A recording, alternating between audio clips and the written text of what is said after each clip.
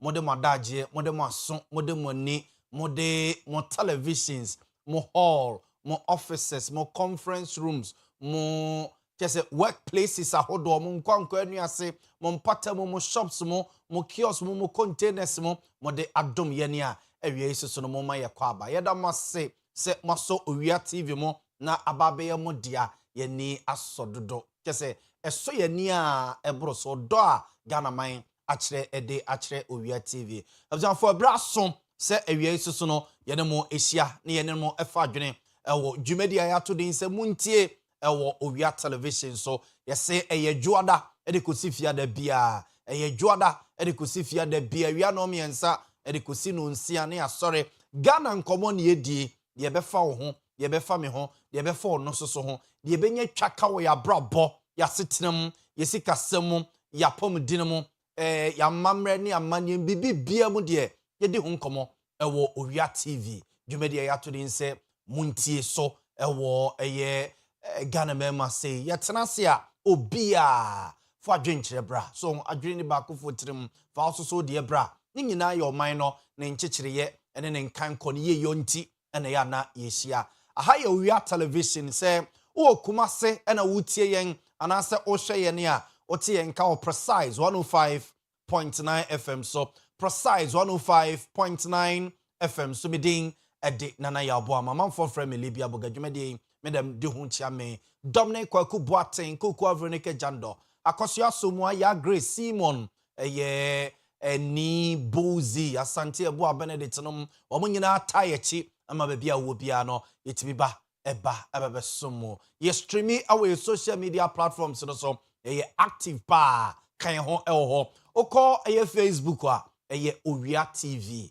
okọ Facebook a ye Owia TV hwehwe ho no like page no follow page no subscribe to page no na eya me hu baby a o hwe Owia TV edi free so wiase baby a ye live or digital platforms ni nyina so so na our satellite no so no ye live so de here and so best channel television no Owia TV baby a yaje aboso se okọ YouTube so a search Owia TV and so search engine no obo eye Owia TV and say Owia TV official a obe subscribe so hu no wamia notification bell no se be ya de bia ye di dwuma aha ebe ma notification ntempara na so aba be kan wabra yenko enyao okọ TikTok so a mo TikTok no ye nyimumu ye stream so honom Owia TV official Owia TV official so no ye stream e honom odro ma follow ye ho na so hu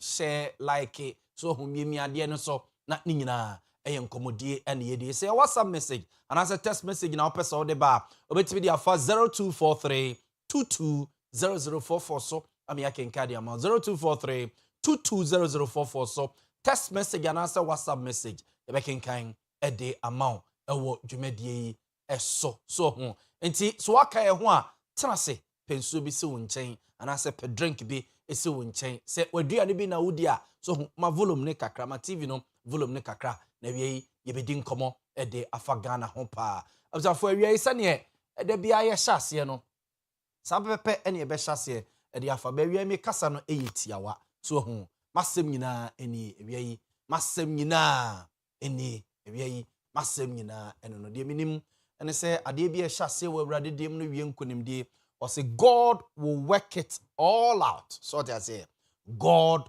will work it all out bibia Yankopon edihini wo mu no ewie nkonimdie enti se ye wadwuma a wo ye na wie ena awrade dihini wo mu a twede ampo Yankompon Allah o dihini wo mu a ede ya ebeyeye de ye hunu ne no e asoche ketu abi e problem ketu abi e yo how ketu abi e hye den e strengthen yen am yesue nyansa so ho am ye ni aye dene for e nkonimdie no a e ho ye nim no so tia se ya kwantu a visa no ye be application e bia ye baako amfa ya mienu amfa ebeyeye se ya ware no a eba dada eba be ma papa bi osika so tiase obehwe uye se ya wo no a o de ne be triplets so quadruplet no ne ade na offer into God will work it all out situation bia awie wom se yare so a oso no awrade won ne sayade ne mantam piamu ena yenya yaresa ni nim se nyankopon no ona sayade e ma doctor fo gi ho sikadie odina yaresa tumi no e be kan awie amwa sori ama wako nyuma so jemi so amen amen me da se wagimedi sa na awie gentlemen na e ka me ho ama yedi dwuma no enie gentlemen na e ka me ho awie ama yedi dwumadie no enie Owura George Opoku Amponsa Owura George Opoku Amponsa eka the NPP communication team hom ewo asantemantema say uye no to nchene a uye kuani esa so eye a socialist just be efa Ghana ho efa dasani ho no efa George Opoku Amponsa ho obeka ho awie obetena se na yedi nkomo pi ewo dwumadie eso Moro Yakubu so eka the NDC communication team home Moro Yakubu eka the NDC communication team home Moro Yakubu so no ebetena se awie na yedidi nkomo na yafa adwene de afa eye oman no ho na Alhaji Abdul Salam Isa eye the Ashanti Regional Secretary of CPP or the Ashanti Regional Secretary of CPP Alhaji Abdul Salam Isa so no ebetena se na yedi nkomo de afa Ghana ho medical catchero so o comments o contributions o suggestions bibia o de fa tototo Facebook no so say WhatsApp afa brayen say YouTube afa to honom say TikTok so no akan ho a fa toto honom yebedi nkomo de afa ensem no na yakenkan de amount we gentlemen me ensen me guest awie ewo yedwumadie eso na awie ma yenhye yenkomo na sesei ma yenhye yenkomo na se emfa emfri hasei yehye enkomo na se de efri hasei we the page of the government communication minister honorable Felix Kwachi Ofusu ni page ni ewo Facebook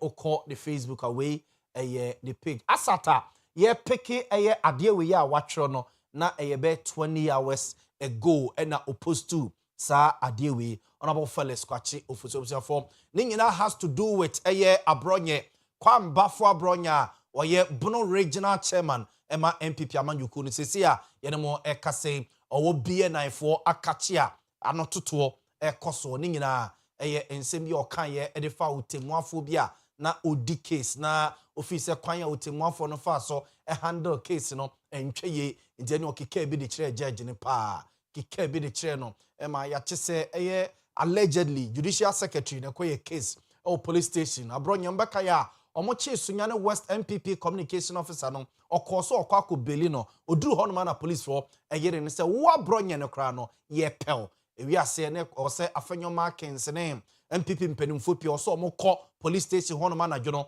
no omokọ ekokomo omo bail omokomo omo bail ade eche ne oso omo report omo ekoko report echire ene yete police for say invite abronya bio okoye no mde ne court a yate se court aremande no amano akwakoda remand say BNI custody na ene e ba ye nem komo no koye bebrebe the general secretary of MPP Kasade for home the flag bearer of MPP Dr. Alhaji Mahmoud Bawumia issue statement ewo abronye ne detention no ho ema nipa pino a kasa edifa ho na last week and I said this week Sunday weekend no and the minority leader honorable Alexander Fenyoma Kenelidi minority no mo yensem chefo nhyiamu emo kika bi de kire judge na ore Monday abronye no se ono no party obu adibu o musa judge ne bio se wanfa mra anya adwuma obuo pa esefata se yede ma otemuafo bi yede ma judge bi no onya bi mfamfiri ono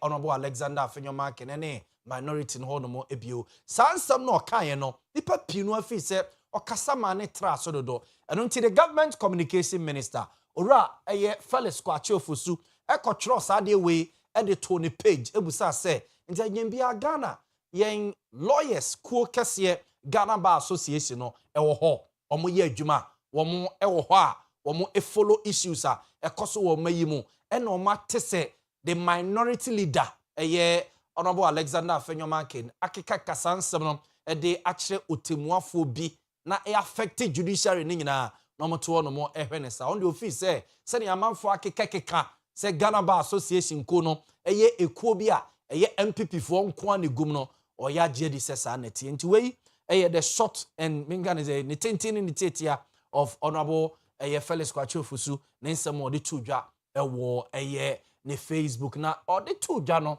enam so e ma che se nipa pinu abekasa de fa ho amanfo pinu abekyerekere madwene e de fa ho na adeche about 2 hours ago and da afenyo marking so no e ko reply e wo ne page a e wo Facebook nti so area the page no e verified honorable Alexander Kwame na afenyo marking ono so no e ko reply e correspond ye to ensem na amanfo ekeka say oye senior member of the bar na je say Ghana Bar Association ku no ne eja lawyer fo eku no oye bra pani wo ho oye lawyer adwuma enye na nti omu fi se ne nsem na okan ye no ano odin ano ohye ya na wo se enka ohye ne kasam eye and am so ma honorable Alexander afenyo marking so no ebe kire be justify die ntia or church or sansam na say okay ka sansam no or press conference na say ene ochire mu say it is both ethical and within my constitutional right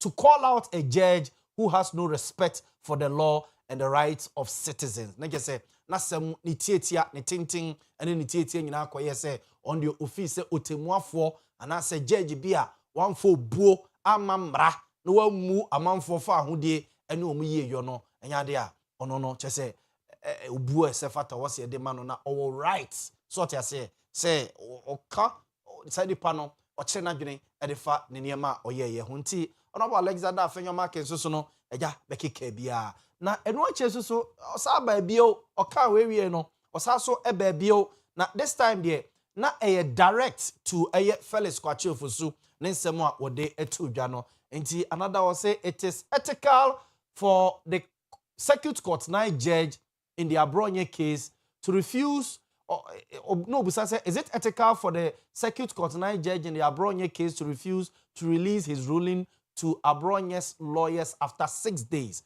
What is the judge afraid of? Is he still editing or he's having some technical hitches or possibly the computer in the courtroom has crashed?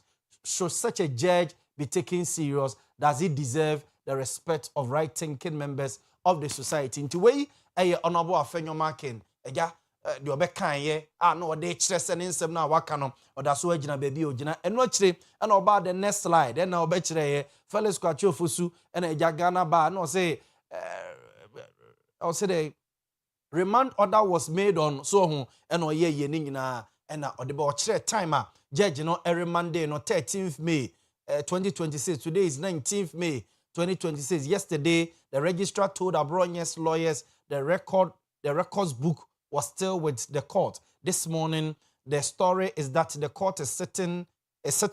Can the Chief Justice or the Judicial Secretary intervene in this? Can the GBA treat this as an urgent matter and appeal to the Circuit Court 9 judge to release his ruling? Tinaja so mo twen say judge no or remande Abronye wie nenkeja or the ruling ebe ba bonti nti honsam eno no. Na sa back and forth GBA omo MPP for buy na asem we buy no mon kasai omon condemn afenyo marking ne nsem a wa chocho ne nsem a wa keka no Ghana Bar Association pedin for so no ababonten na omo responde to Felix Kwachofusu tag bia wo de ato omo so omo de aban ne fi so omo ya MPP for dodo enu ntina ma asem no omo enkasa ho yenti Ghana Bar Association for omo a response a omo so de ma Felix Kwachofusu na yento ankomo no so.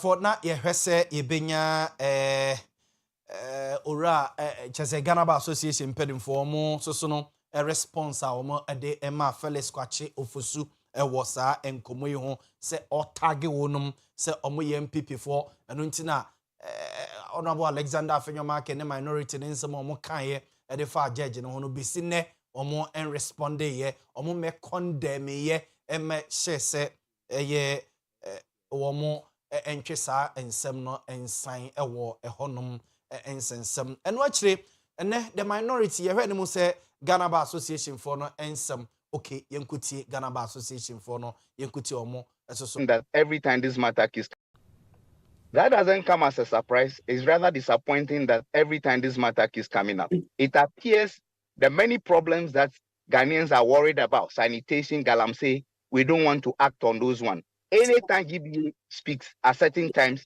it speaks for certain people and it doesn't speak for certain people. How long can we continue to do this? It's becoming a ritual. Can we move away from this? In any case, all those or most of those people who say these things are in leadership.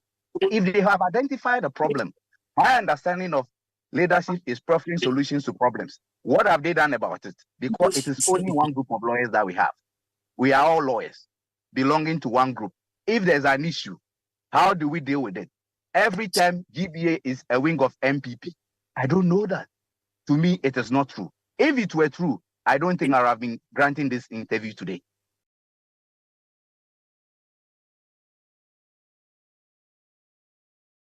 Evia kuji wono ene ye kasama for PRO ede emagana lawyer fo nyina omo eku kese Ghana Bar Association ko no na na ono soso no ede nchiremu eba na omasa condemn honorable Alexander Afenyoma ke ne nsemu a ene West na oyusu ye editia judge na omo fi se ano den ano hyedodo na eni kwan so okone sa na no eche soso no Felix Kwachu Fosu government communication minister so no as a coin bi so o ne commenter or the 20 page so no person kire say Ghana Bar Association for na kwakoye an MPP group no na no so no omo kasa de atia ewo ho no obusan for ene yanto aso say ene MPP dom no the petition koma Ghana ambassadors no mo Ghana no so ambassadors no mo Ghana nyina no omo ekokoma omo krata diplomatic call no omo ekokoma omo ekrata koyi omo asochiri se bebi oman no eduro no sese de okasa wo mayimu a na ban wote so ama na police for ne na soja for aba be chew BNI for chew a police for chew na TikTok nyina no omo ekasa wo honum nyina cheche a ene ye cheche wo omo including omo original chairman no wa Bono region so akokasa e de afa judge bi ruling ho amene omo achi no a owo BNI for ekukum na ene chese mpenifo P MPP mpenifo na B nom chese the youth organizer of MPP members of parliament omo etutu America eko honom na honorable Frank cannot dompre a minority chief whip so no ekasa kakra edefa de esi hom o kire se be MPP aduro no so man ka omo ho amomu a yese nkunim adi nkunim no nya de beba no hunu se be bia ne mekeka kososo no ase nkunim ye MPP amanyuko dia eno eche so no okasa se be bia ndi susu aduro no ase je se wo mo tetofom tia no mo teko no munim so mbe tia to bado man hu susu se ebe ye ntem se nto srese MPP wono mo enka omo ho emmum onabo Frank adodompre esoso de eni. If there is any time that this party should take back the reins of governance, it is certainly 2028 and not beyond 2028. We have to hold hands, band together, close ranks, because the hope of the multitude of Ghanaians, the millions of Ghanaians, the farmers, the market women, and all the people of this country, you visit the countryside and all they say is that you need damuso. The MPP is the party of development. And if you scan the history of this country, you do a simple profile of the history of this country, our tradition and our party has proven to be effective, to be capable in turning around the fortunes of our country. Victory is in our hands, and we cannot afford to let 2028 slip by. We in leadership, extended leadership, and all the people who matter as far as this caucus is concerned, we have to draw the line and say that whatever it takes, inshallah, by the grace of the Almighty, the NDC must go back to where they belong. I thank you. Ladies and gentlemen, I dare say that the NDC government has become unpopular even faster than we anticipated. And it did not take long for their shallowness to be exposed at every level. We will therefore be doing ourselves a disservice if we do not intensify the pressure of accountability and strike whenever they are exposed. Millions of Ghanaians deserve to know the true nature of their government in order to make the right decisions of leadership. The task certainly is not beyond us. Let us fight once again, prove our superior management of the affairs of this country. You and I have important roles to play, and today we are gathered here because of these roles. By strategizing effective ways to achieve our objectives, we can coordinate our activity to achieve the best results while remaining sensitive to the will, hopes, and aspirations of the millions of Ghanaians who believe in us. Frank ano dompre ye emrasebe dwani a owo mrasebe gefie ma de hye wo nsawam ado agiri abato mpeso ya so ene yete ne nka ntu olidi minority no emre omo de omo petitions koma embassies ahodo no ne ambassadors ahodo no echi o madwene si so de yekoso wo mayim okokasa ne ye echi wo okokasa ne ye de BNI for tata wo okokasa na ye de aposifo tata wo a enne the Bono regional chairman of MPP Pambafo Abronye woda eye BNI for akachie no ho ensem no nabusuafo me emfa ntomanem se eye judge na oremande Abronya na honorable Alexander Afenyoma kenechere se eye ni ruling na woso de ba onfa ma ya na akọ create problem no nabusuafo me emfa nto gya se for the last be 2 hours so say 3 hours so say o release eye ni ruling no e de aba or the ruling no ababonting ama we are told say Abronye lawyers ensa akabia ye wo say omo ejina so edi ye bia no omo etwa so ede akwakoye nti ni ruling no a na on release ya enam so ma eye honorable Alexander Afenyoma keneke kabi ede kire judge no tutu bi de mane no ende yate se ewie ya we release eye ruling no ama eni MPP lawyers no omo ensa kabisa so and Abronye lawyers so no ensa kabia they also omo to aso ede ye bia no omo ede to aso akwakoye we latest awo Abronye case no ho yate se abusuafo koi se ja komo kwakọhwe bebi a woda na se bia eja mpesie bia wo mapopo de akwakọma no eno so yete se mpenimfo amma wo kwan ama wo anya access to kwambafo Abronye we na abusuafo ni bi ensema wo ede tuga ene omo be no ni nyina de ba wo Abronye ensem sem no ho yento aso na yen consem fufrom ye de monko chairman wuntumi ni case no ho chairman wuntumi ni case no ho na abusuafo manimusam baby a yaba bedro chairman wuntumi ni case no ho ni nyina Tano Numeri Forester ene oboram anasa Sama Boy mame nkaresa Sama Boy Forester oboram allegedly omo chese okodi gala ho akogbubu akosei kwaye ho no mo a ene wogina mra no eme tututu na no no obeka ya na lawyer for de kokotu dwa wo court so mu fi say attorney general no ene aban no omo ntimi mfa dance emu oduro bia ma ya enu nte wo se court no ejina so ebu achema wo ntimi for ntom de koto court wanim se be ya court no mu asem no entungu court no se da bi omo hwa dance for e ba court no na omo fi say omo de dance e bai enti chema wo ntimi ne na lawyer for no so no enfom de emra anyesa court no beto aso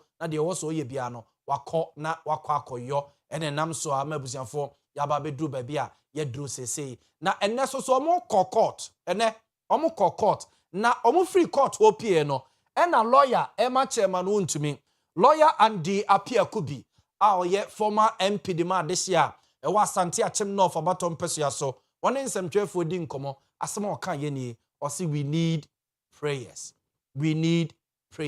yenti lawyer and the appear kubi yenti. Oh, the only thing is that we need prayers. We're working hard on these 3 cases. This case of Exim Bank has been adjourned for a month for the prosecution to prepare the documents and discover them so that we can rely on the documents in the prosecution. So we are fine, except that prayers are necessary. The point is that if you are the first to go to court, even the Bible says in the Proverbs that when you go to court and give your case, you need to wait for the next person to give his case before judgment can be pronounced. Yes, Proverbs 18:17. So this is the beginning of the odi partem rule that all parties must be heard. It is from Ecclesiastes, and we are confident that when our case is also heard, then the public will also have a sense of the direction of the two sides, and then we will prefer our own independent opinions that will probably support the judgment of the court or be a critique of the judgment of the court. Our lawyer, Edema chairman, won to me, Ura Bernard and Chibu Siakon, Sa, any a friend on mum, a Yaman for Sadam Rania, Chairman won to me on my different friend. A lawyer and the appear could be a lawyer, a day, a man on the neck, or more court now, Mupi and noir, or the Sansom where Tons and Jeff when him say, baby, a drone dear, a empire, and no more here, lawyer Nika, we are, and I just want him say, I didn't, we, a lawyer and the appear could be in someone. What they etuja and you go so the more court to you go the more court to there's another ruling a free court a buyer a free a Supreme Court a buyer there's another ruling a free a Supreme Court a buyer say mobe kaya already atam the OSP the Office of the Special Prosecutor at the Eco Supreme Court at there or say baby a general or say Supreme Court HHM the Office of the Special Prosecutor no ni tumia Emrano ede amano se ontimi mfo bi enko court enko bono kwadu wa bra the Attorney General's office ema ne kwan ema ne tumi krata ema ne clearance se onye saade no na enu na chese akwakoye twema mentwe sese enam so ema Attorney General akọ se okọ na wakwako defend eye aban no ene the Office of the Special Prosecutor yete said the Office of the Special Prosecutor na mu Troy e de concern ko be pese ono asoso no ebeba a Supreme Court ono na nka oba be defend omo stance ne emra no se ne isi kire de emma wo mo so mbetimi I investigate obi na ono achesusu no omasaso na kwa kogina court na emra ene no aye adwuma na numu a ene beto dwa se civil society organizations be 14 bi ababonten chese there be oman no yedro no se yesi ye ni abre ne yepese ye tu katasehye yepese ye tu proye yepese ye tu kankan ase a o se yema kwan ema the Office of the Special Prosecutor no etimi prosecute obi eno nti no omo srey se beya Supreme Court ema kwan ma omo soso no sa 14 civil society organizations no omo meka asem ne hu bi omo former lawyer for mra na omo former nyina so mra court Supreme Court ono mo na Supreme Court mpeni former kwan a omo so ma kire senti a omo fi se the Special Prosecutor na say the Office of the Special Prosecutor o se yema no kwan no prosecute na ebeboama katasese dream di kankan ne proye ano abrase kakra ewa ha sei na nam so menne Supreme Court etena ase no miemfa entugya say the Chief Justice of the Republic of Ghana Justice Paul Bafuboni judge for mo tena asem no so no ono ene tena so ene anopei emna mo tena case no so no ono ne tena so say presiding judge ena other judges no e kan ho na omo rule say yema kwan na civil society organizations no emekon. It was say Supreme Court admits 14 civil society organizations into OSP's constitutionality case. The Supreme Court admits 14 CSOs in OSP's constitutionality case. Into way a ruling na Supreme Court in for a day a buyer. Now lawyers are omuko jinem de emasa 14 civil society organizations no omo address media no na enti omo nsemo mo de tu jakakra. As you heard the lead counsel Kizito Bayo clearly put before the court, we believe that when I say we, not as lawyers, I'm talking about the CSOs that are coming in, believe that the court deserves a certain view that is currently missing in the argument. And that's what has been put before the court. And thankfully, as you heard my lords, they have read the brief and they appreciate that it is important and it will help the court to come to as His Lordship said, the Chief Justice said, a lasting solution. So this is good news for us as a team.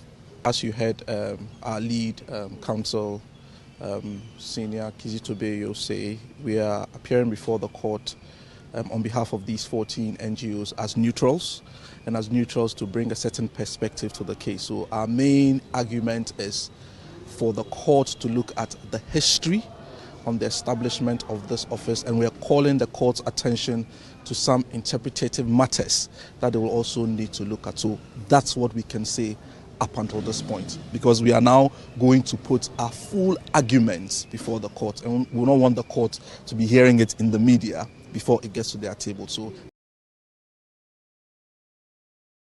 lawyer Sir Samson Ladi ene a lawyer for a car kondema sa 14 civil society organizations no and addressing media no Supreme Court anymore Montie. Supreme Court admits 14 CSOs in OSP's constitutionality case. Na just say Supreme Court agiatum say 14 CSOs no ebitima ba join case no na ejade omu wa omu fi say awon de beka case no no omo ede aba beka case no ho. Nti we Supreme Court ene OSP sensem no ebusiafo baby asese ya ba bedro ewo san komo no ye di ka di san komo no pi no a ewo Montie dwumadie so pi ewo efia ha say ye di hu komo pi it we the latest update ya de mamo ewo OSP no ni tumi owo no nti otimi de obi court ana say oni tsa tumi no ho nsem baby a ya ba begina sese eno no ebusiafo me ye nto aso na memfa monko Asante Achem North ma memfa monko Asante Achem North Asante Achem North constituency ebusiafo eyemonimusam de SC ewo Asante Achem North constituency the SC and say omo member of parliament ohene Kwame Frimpong si enemo kase owo Netherlands abonten so owo Amsterdam ni nyina and say Dutch aposifo asodumu and as security agencies na wo Netherlands abonten so asodumu ni nyina FBI for na eyi o masutire se omo enso owura yi mu emfa emma wonum na ewie ya ye ba studio no na ye tie se in less than that is 48 hours in be 48 hours just say be 2 days me boa ana me boa yes be 2 days time na just say ya te se omo de ohene Kwame Frimpong court in so I say Asante Achem North MP to appear before Dutch court in 48 hours.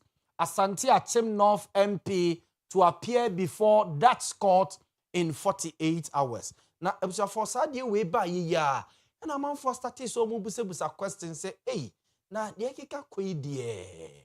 Na chese no sano. Na see a say ni by election be betimi aba na if say omwa empempi omude omani DFBI and sa international cases no omo to nkra say ya na sa cases no enta nwie ntamo se bia ebitimi kobe afe ebitimi kobe mfie mienu ebitimi kobe 6 months ebitimi kote so wanya na fokora no eye bia bosome ensia nti sa bre ya and yemfa ntuga say kwa court no in 48 hours time no ebza for enye na sem no ana omo koso eye say omo de ne bema FBI for no ama omo de na kwa America ana say ombema no atena Netherlands krum honomo na de wosemra esie bia no emra enedia na se ombegya no ama na baga ne mema sei na de emra ewo akire bia no emra no aka na eno na sa Dutch court no ekwa akotena asem no so ansana omaba na sem na bone kra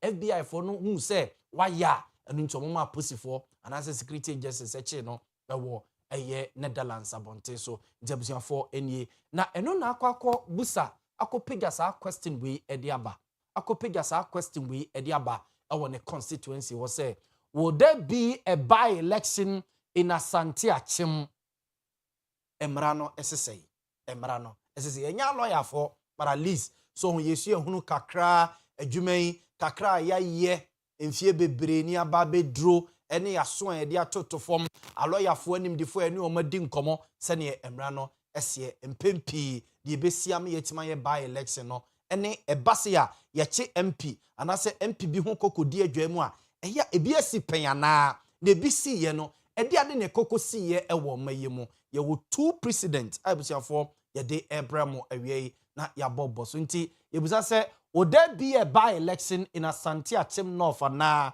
emra no esesei so te ase emra no esesei nti yenhye yenkomo na se emfa emfiri eye ahasei yenhye yenkomo na se emfa emfiri eye ahasei yese yenkomo na se ede efiri hasei na ya grace ya na so hu de atoso na eja yen listeners ni ye viewers a omo ehwe ne jom pese omo kenkane a omo timi akenkane bi kakra or say following the arrest and detention of the member of parliament for Asante Achim Ohene Kwame Frimpong, or popularly known as OK Frimpong in the Netherlands, there have been suggestions that there is going to be a by-election in the constituency. Well, these suggestions are accurate. Are these suggestions accurate? What are the conditions necessary for a by-election to happen in Asante Achim North? Inti, for where ye question a man for ebusa ena eja yesusu ebusa bie se omo busa se nya bia by-election betimi abaso no eto asomu ana ena konta nenzo obey ebusa for eto asomu say first of all for a by-election to happen the Speaker of Parliament, who is now Alban Kingsford Sumana Bagben, must declare the constituency seat vacant. Speaker Nkwa, the Speaker of Parliament in Kwana obetimi a declare say sa seat way akunya way ay simra sebe gefie ma say no ye declare ni vacant. Any kwan say obia etena so na yatam de efri honom na eja watro de akwa electoral commission na de also mo ye no wono abo akire na omo aye ehon nsem eno no yenko the next slide there yenko the next slide inti se okọ Ghana ye 1992 constitution mu a ye emra na etintim na fe apem ahankron e de okonom mienu a abusianfo say neka or say what the 1992 constitution says about vacancy in parliament and by-elections. There Ghana amamra constitution ya amamra ni nchiama no eka edefa eye ekobase bia ye kase MP wei eni ho enu nti na konya na ba be dampan enu nti no yenko ne yenkoto aba foforo de enyi nipa foforo na omesi eye adehia na nem omra se begefie mu a Ghana 1992 constitution no eka sei nti sa wokenkane a o say the constitution of Ghana clearly states the conditions under which a seat in parliament can be declared vacant and being detained or facing extradition proceedings is not one of them. For what I say, and to say, Honorable Ohene Kwame Frimpong say yache no, and I say be in the next 48 hours, ye dia to just mo oba be court, Netherlands abonte suwe say all court no, and I say ye bet tam no free Netherlands abonte so na kwa America, and I say ye didn't be call my be asono. And yet one of the conditions I don't know yet in so ni bia itimi gina so ekase yenkoye by election ewo Asante Achim eno no de enka ho anase bia sabre ya che no a ontimi ma Ghana no eno no yetimi gina so declare ni seat ni vacant ya na me yekoye by election na abusuafo eno no de according to the 1992 constitution no enka ho eno ti na o chechi mu ase say being detained or facing extradition proceedings is not one of them. Now, over Article 97 of the 1992 Constitution, and na eka ensem ni nyina efa kwanya ye befa so ebia MPB ye declare any seat not vacant. It was say Article 97 of the Constitution, which touches on the tenure of MPs, lists resignation, death, and a member of parliament being found guilty of a crime as some of the reasons for the declaration of seats to be vacant. Inti we let's kakra odi ama yen say ebia MP no be decide say obe resign and ase Nyankopon ebeto nsa ede afre no mame mamu MP a or resign no a typical example mbeka ya yekoto aba bi ewo talency yekoto aba by election bi wo talency talency by election no na MP na wo honom no na oye dehye ebisanfo na oye dehye te se nke bia asantemam anase bia wo amohwe won kran na bia gamanche akonya na ababeto manu sisumuna so nananom momfa encheme so na akonya na ba beto na me Yaw Boamah me MP na me yedesi a me di akonya ne bi eyiye mpanimfo transe na nanom transe a omugu nse yi apaye no akonya na yi me se me na me mra me di ade no akonya me kwa kodie ne mu odu chense me di MP no na me de krata akọ resign se mi ntimi ni MP ni bi ofise me kwa akodi hene ewo eye me krom na makọ akosom ma de hye kwan foforo so enu nti se wokọ sa bre no be kan ya talent by election no eye MP no e de krata koy e de akonya ne to ho ene ma omokoye eye by election e wo hodom se ba se MP a ofri mu a na anu ya akwatia so hu young man ofri mu no ebusanfo yakoye by election no honom na East Ayawaso and yes East Ayawaso the Baba Jamal no kutemu no good MP no so efri mu and I say bia MPB ebekwa akodi bone so ho ebekwa akwa bone na ebia emra so no mu so ho emra so no mu no na emra ene no ekwa akodi so ho na chese emra na bua no fo so wayem from so eno no yegina so etimi e declare seat no vacant eno so ehon nsem eno no so ho enti yenko the next slide so ho enti ha say o say so hwe eye ensem no a eye article 97 no etro ye no a o say here are the exact words of article 97 ye no ye mfa bi nka ho ye nyi bi mfrim se ne emra ne ka ne pepepe no sa ne ye no say a member of parliament shall vacate his seat in parliament upon a dissolution of parliament so to say upon a dissolution of parliament no so home nti yebeko b so home oko b a or say if he is elected as speaker of parliament nti to say bianca honorable Alban Kingsford Sumana Bagbin so home na nke bi a no da so ye MP dima na Doli Kaliofo so home na yakwa akoto abayi no se omeye speaker of parliament ebasa no a odi na dwuma beto honom se MP dima adehia ewo na Doli Kalio ebusanfo what I say enti eno so eho asem no or say if he is absent without permission in writing of the speaker and he is unable to offer a reasonable explanation to the parliamentary select committee on privileges for 15 sittings of a meeting of parliament during a period that parliament has been summoned to meet and continues to meet. Inti neje se sekoba se bia oni ho wanfa krata bia ma amekire die nti a so ho nti nnema ye betima gina so aka se ye koba election won peso bi so ene ye bobbo so yi nti no matre nie se oni ho na wan tro krata bia nkoma speaker of parliament anche die nti a wontimi emeye adwuma na bia ye de obekọ privileges committee se mbeka ya honorable Saraju Asafo de ne privileges committee honorable Kennedy Ohene Japan de ne privileges committee ewiase speaker ruling ena eye save wonum yenko the next one see if he is expelled from parliament after having been found guilty of contempt of parliament by a committee of parliament nature say edu ba bia usu ena obai na oniema bia wo ye no utimi to parliament mra ena zo mutimi tina so e de you free emra sbege fium ye declare seat no vacant em ye kwaye by election if any circumstance arise such that if he were not a member of parliament and they would cause him to be disqualified or ineligible for election under Article 94 of this constitution. In Article 94, no so no Emma conditions and yama obetimi ejina so na ode ababe emra sebegani sebia you should be of so sound mind, also already 21 years, also be at the last 10 years so only criminal record be at also if he resigns from parliament, if he resigns from office as a member of parliament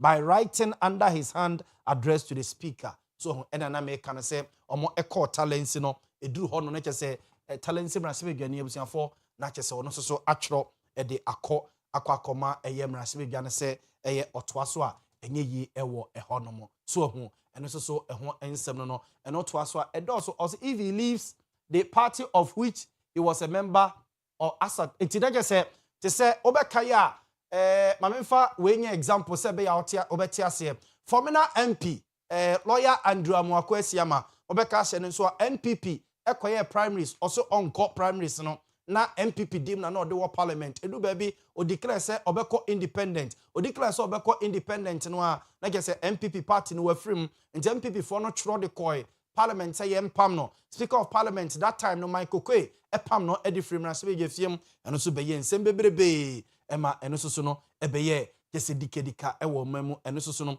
obetimi agina so na ye de apamo anase ebia yato abama echi no yato abama se ko parliament na ebia meme no te se ohene kwa me frimpon oduru parliament ono no a na waka sese kra de meme ba se independent no sese no me ko na sese de makwa join NDC unse oni majority no na eyi adwuma but on joining NDC party no obisafo mate ase on joining NDC party the moment obe joining NDC party no ye be declare ni seat no vacant e ho no mo amyakọ na yakọ akoto aba and the standing orders of parliament also state that it is only the speaker who can declare a seat vacant under any of the constitution stated above obisafo so what you say aha and honsem esoso enono and na yanko the next slide we yemfa the next slide we so no entwa so by election no mu a obisafo eno so ehon ensem nie or say even after the speaker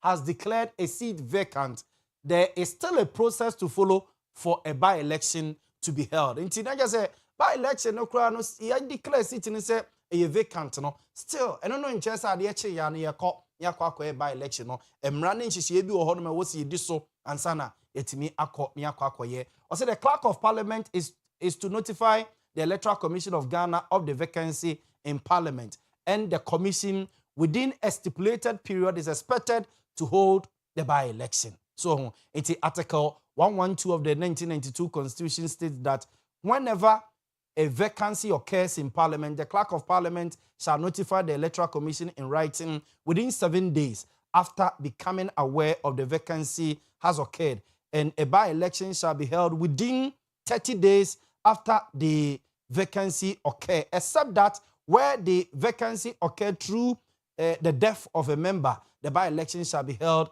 within 60 days after the occurrence of the vacancy. And today say enchechemu a ewo honie said the clerk of parliament papa bi na ya na so ho na no ti speaker nim no ono na ebenam so no atro krata akwa eno kra ye based on the instructions of the speaker o atro de akwa electoral commission for say bo akunyamba akwato akunyamba akuni honum nti munye nhyehyɛ na yenkoto aba na yenyi nipa no mesi adehye omo sampesua no so anam ne no say yebo omamane yebo parliament amane aboro so within 7 days like say na watwe de or say parliament ye chances here no na omokobo electoral commission amane omobo electoral commission amane electoral commission so aboro so abosome 30 days or so omo ye hyehyɛ ne yekoto aba no na mmom emra ne kire se koba se bia de ma akonya ne beto ye ne ye se MP na frim te se okọ akwati a MP ne frim okọ okumawu a MP ne frim okọ edwoso MP ne frim oko Easter ya waso abatom pesua so empini free mu a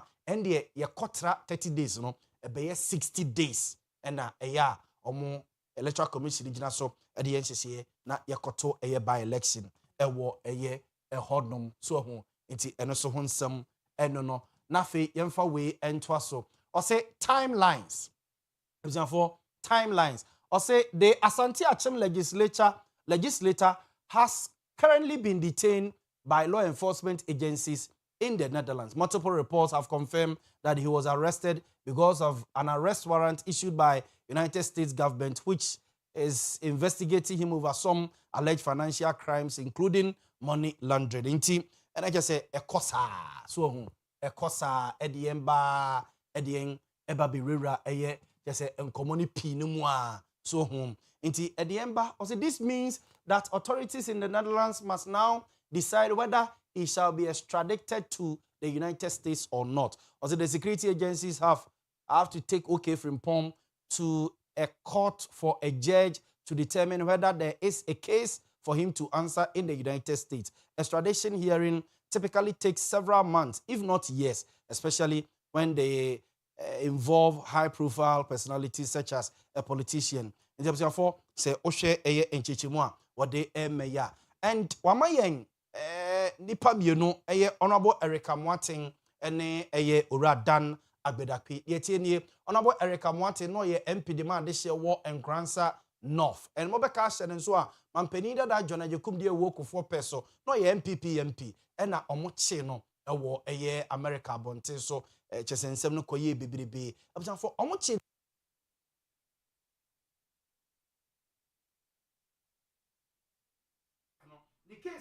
court no ye ya kute mu a ebusia for in 2007 oh and ebusia for court no ejeli honorable Eric Amoaten in 2007 and a court no ejeli honorable Eric Amoaten ewo eye ehonomo nti na just say ye che no in 2005 no it take 2 years ansana ni case no omutimi edi ama na free honom ama eye wanya ni tiri edidim eno ena ma amanfo ebusa sa question we say nti anyembia no by election ebetimi abaso ewo Asante Achim North ano a evize ono soso no wakwakonya asem ewo FBI for ensem ewo America mem ono soso no eja FBI for na detain ne te se honorable Eric Amoaten die ya charges no every day ko do ne de omde abono every day but honorable Eric Amoaten so we say ne esi cheye be 2 years ena omudi asem no ansa na omu jeli no amana kwa akodam ene ode tutu we hu a nti amanfo hu ne se sitting MP untimi absent ho for be 2 years for be ebia 1 year na ebia o se wanya asem enu nti no uni asem no nwie ya ma wadehye ne nya obi ma ne nsi omanam ne yese ko hyemere bi wo parliament na gese ekonya insusanso wo muso a na omo eye ne danie enti wei eye baby a ya ba bedro ewo eye Asante Achim North eye insensem no ho nti ebusia for in 48 hours honorable eye okay Frimpong honorable okay Frimpong ohine Kwame Frimpong omo ede ne be court ewo Netherlands mem on de ne be court or Netherlands mem 48 hours here e say 2 days nti the constituency for betima kain pai bom so ho betima komuko to dwanim na erade eja abam erade de wo bibia mu a so ho ewie peyo na wabam na eja ode nsa keka koma bi na asem no atoboko se be ya ye benya emra se be dwani no waba be som na this year o started so well what I say o started so well our parliament na no na meka so no nko an the first member of parliament o meki eye nsem e woni local language mu twi ma manfo se de nkrofo no de asem no soma na otwi mu twi ya no motie nto be ka ne sa se be o mbete se o ka asem no o ye no translate ye no de ma eye clerks no emomo so parliamentary hazard no so e capture into starting so well tie empire and say in the next 48 hours time of 48 hours no by so no for by now the event say swat baby be 8 hours and I say 5 hours be by the next be 40 hours normally honorable echo a court na court akwa could determine say yemfa no come America for no America mema na say yemfa no mra Ghana na say yema ntina Holland mem ho no na omonto asem so for baby ya ba be drew eno no e wa asem ho no mame emma guest na kwaba mame emma makrache for na kwaba na yenkodi enkomo nti awiei George Opoku Amponsa yekuani so ho George Opoku Amponsa eye kuani a eja oyekua so ho bibia about society fa no ho osaso ka NPP communication team no ho di muntintimai pa George Opoku Amponsa ebeka me ho awiei na yedi nkomo ewo fidiem ha sei so ena Moro Yakubu so ka the NDC communication team ho ewo Asante Mantama sei Moro Yakubu so no ebeka me ho ewo fia na yedi enkomo ena Alhaji Abdul Salam Isa the birthday boy so the birthday boy so beka ho na yedi enkomo oka eye Alhaji de oye the CPP regional secretary so Alhaji so beka ho na yedi enkomo ewo fia sei mama gentleman na kwaba na yento aso emfa emfree ase George good afternoon ebusia fo no ho ye boys no ho ye boys many miro kra easy many miro kra Ushimbe 3-4 days na uhuo oba this will be explain you yes reason so antoasmu omo no za obegie di azima na me papa kan no ubize question so there obegie di Onsuma what the baby na akofo na banti all right so obiza ze de dia wo weje ho no mo a o ene basa so no so my worried o muhu oluman sa no my worried so very interesting oh yeah baby am kase parenting a institution on its own. Yeah. Nya de bia obi a na betimi aye. Yeah. Yes o gi tum se e share wo ho na be di share no so. Yeah. Ansana wetimi aye sa adwuma no. Yeah. Ti na me na be ko so asre no se. O ma ye ho ahodin fi se nya adwuma aye dafo. Na me ansana me ba studio so na me ne ikwaku di nkomo bi. Na me ko te ho nkomo bi pa o station yi ba ko Tech FM. George, okoti nkomo ben? Edina ojano.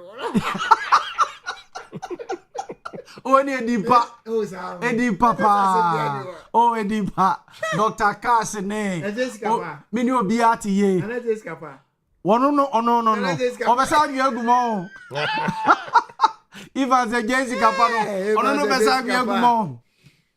Oh, but Wakaboni o. Eye.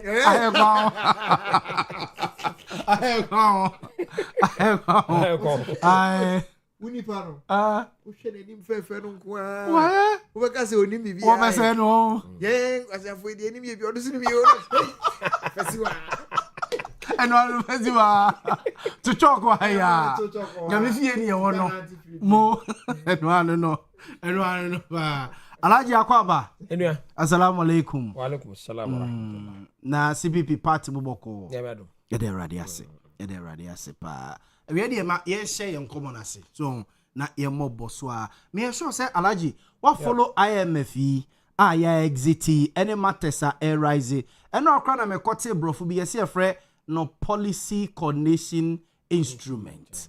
Is it this is the first time Ghana such a policy eba ede amaye. E bi kire say politically e bi kire say as a president any gidie won vice ewo ne finance minister mu ebi so che say ente saa na ebeboa yen ama investors enya confidence in our economy na rating agencies no so no aboa yen ese no kra no policies a IMF for no normally they do it together with Ghana yankasa the ebeboa yen involve loan bia o de ma involve ske bia but the ebeboa yen ama yetimi akọ yen ba manfo bisa say ya exit IMF Alhaji what next e dey na what say ye That's wow, I'm in China, I'm in China, I'm in China, George.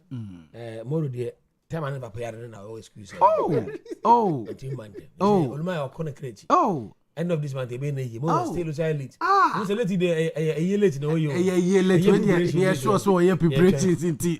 And now, mana, why late, no, the yen we are. You won't have more. I'm into your producers, a tea for an Nedikai exiting from IMF means conditions IMF the mouse say for meeting and sana 5 years in a room. What we meeting now in terms of fiscal policies and the monetary policies in now. Once a year IMF at that time, their debt to GDP was 85%. Debt to GDP was 85%. Their reserve was less than 3 weeks. Alhaji the OTA as our name we want to say. GDP that is a sika a kaya day. And your GDP, your gross domestic product, Ghana, you may in a case of Bomwa. 85% a kaya dear. Oh, okay. Your card, a 5 scanner, a the whole Ghana, a year 85%. 15%. 15%. There's a Comase, Ghana, the currency of a Gigana Sika in Akrana, 15% per the Becca, the Baboya Bra. So you see a Sika saying, and for say, oh, Sika in a win 1 million. No, you become 85 cities. So Sika can say, 15 cities. Okay, Matthias. That time, it means that you're sick as some in your cry. Now, share CD to a friend saying, yeah, dollar we I basa. Now, I'm buying to win 20 debt to extend that. You have a debt distress nation. Yeah, because I'm so we say risk now could do high. You could do, or say D or say DD, whatever. They say, yeah, be ye. But no, be a crump as all boy busia. IMF can say, I'm best support you. You go to IMF because you have a bailout. Bailout and I didn't know. You buy my more dollars. And they are control your city. The entire my city, a depreciating is no demand for dollar no. And those send dollar in the market. Okay. The higher the demand, the higher the price. And I'm saying Bank of Ghana any dollar out of the show. Now about to determine the price. About you at Alaba. So Bank of Ghana say dollar no cry 10 cities or nippy. About you at Alaba say 15 cities will be. To what a businessman you prefer maybe I want at an expensive cost no wako turn out is all issue. That's all between maybe anywhere AMI. Now Bank of Ghana cannot even regulate the dollar to see. Yeah. Because now why I say dollar be do 70 empire be do him na do. Why? Because we don't have dollar to inject in the system. Yeah. Now IMF buy no with a $3 billion agreement, you know, I serve 3 purpose. One, am I a dollar?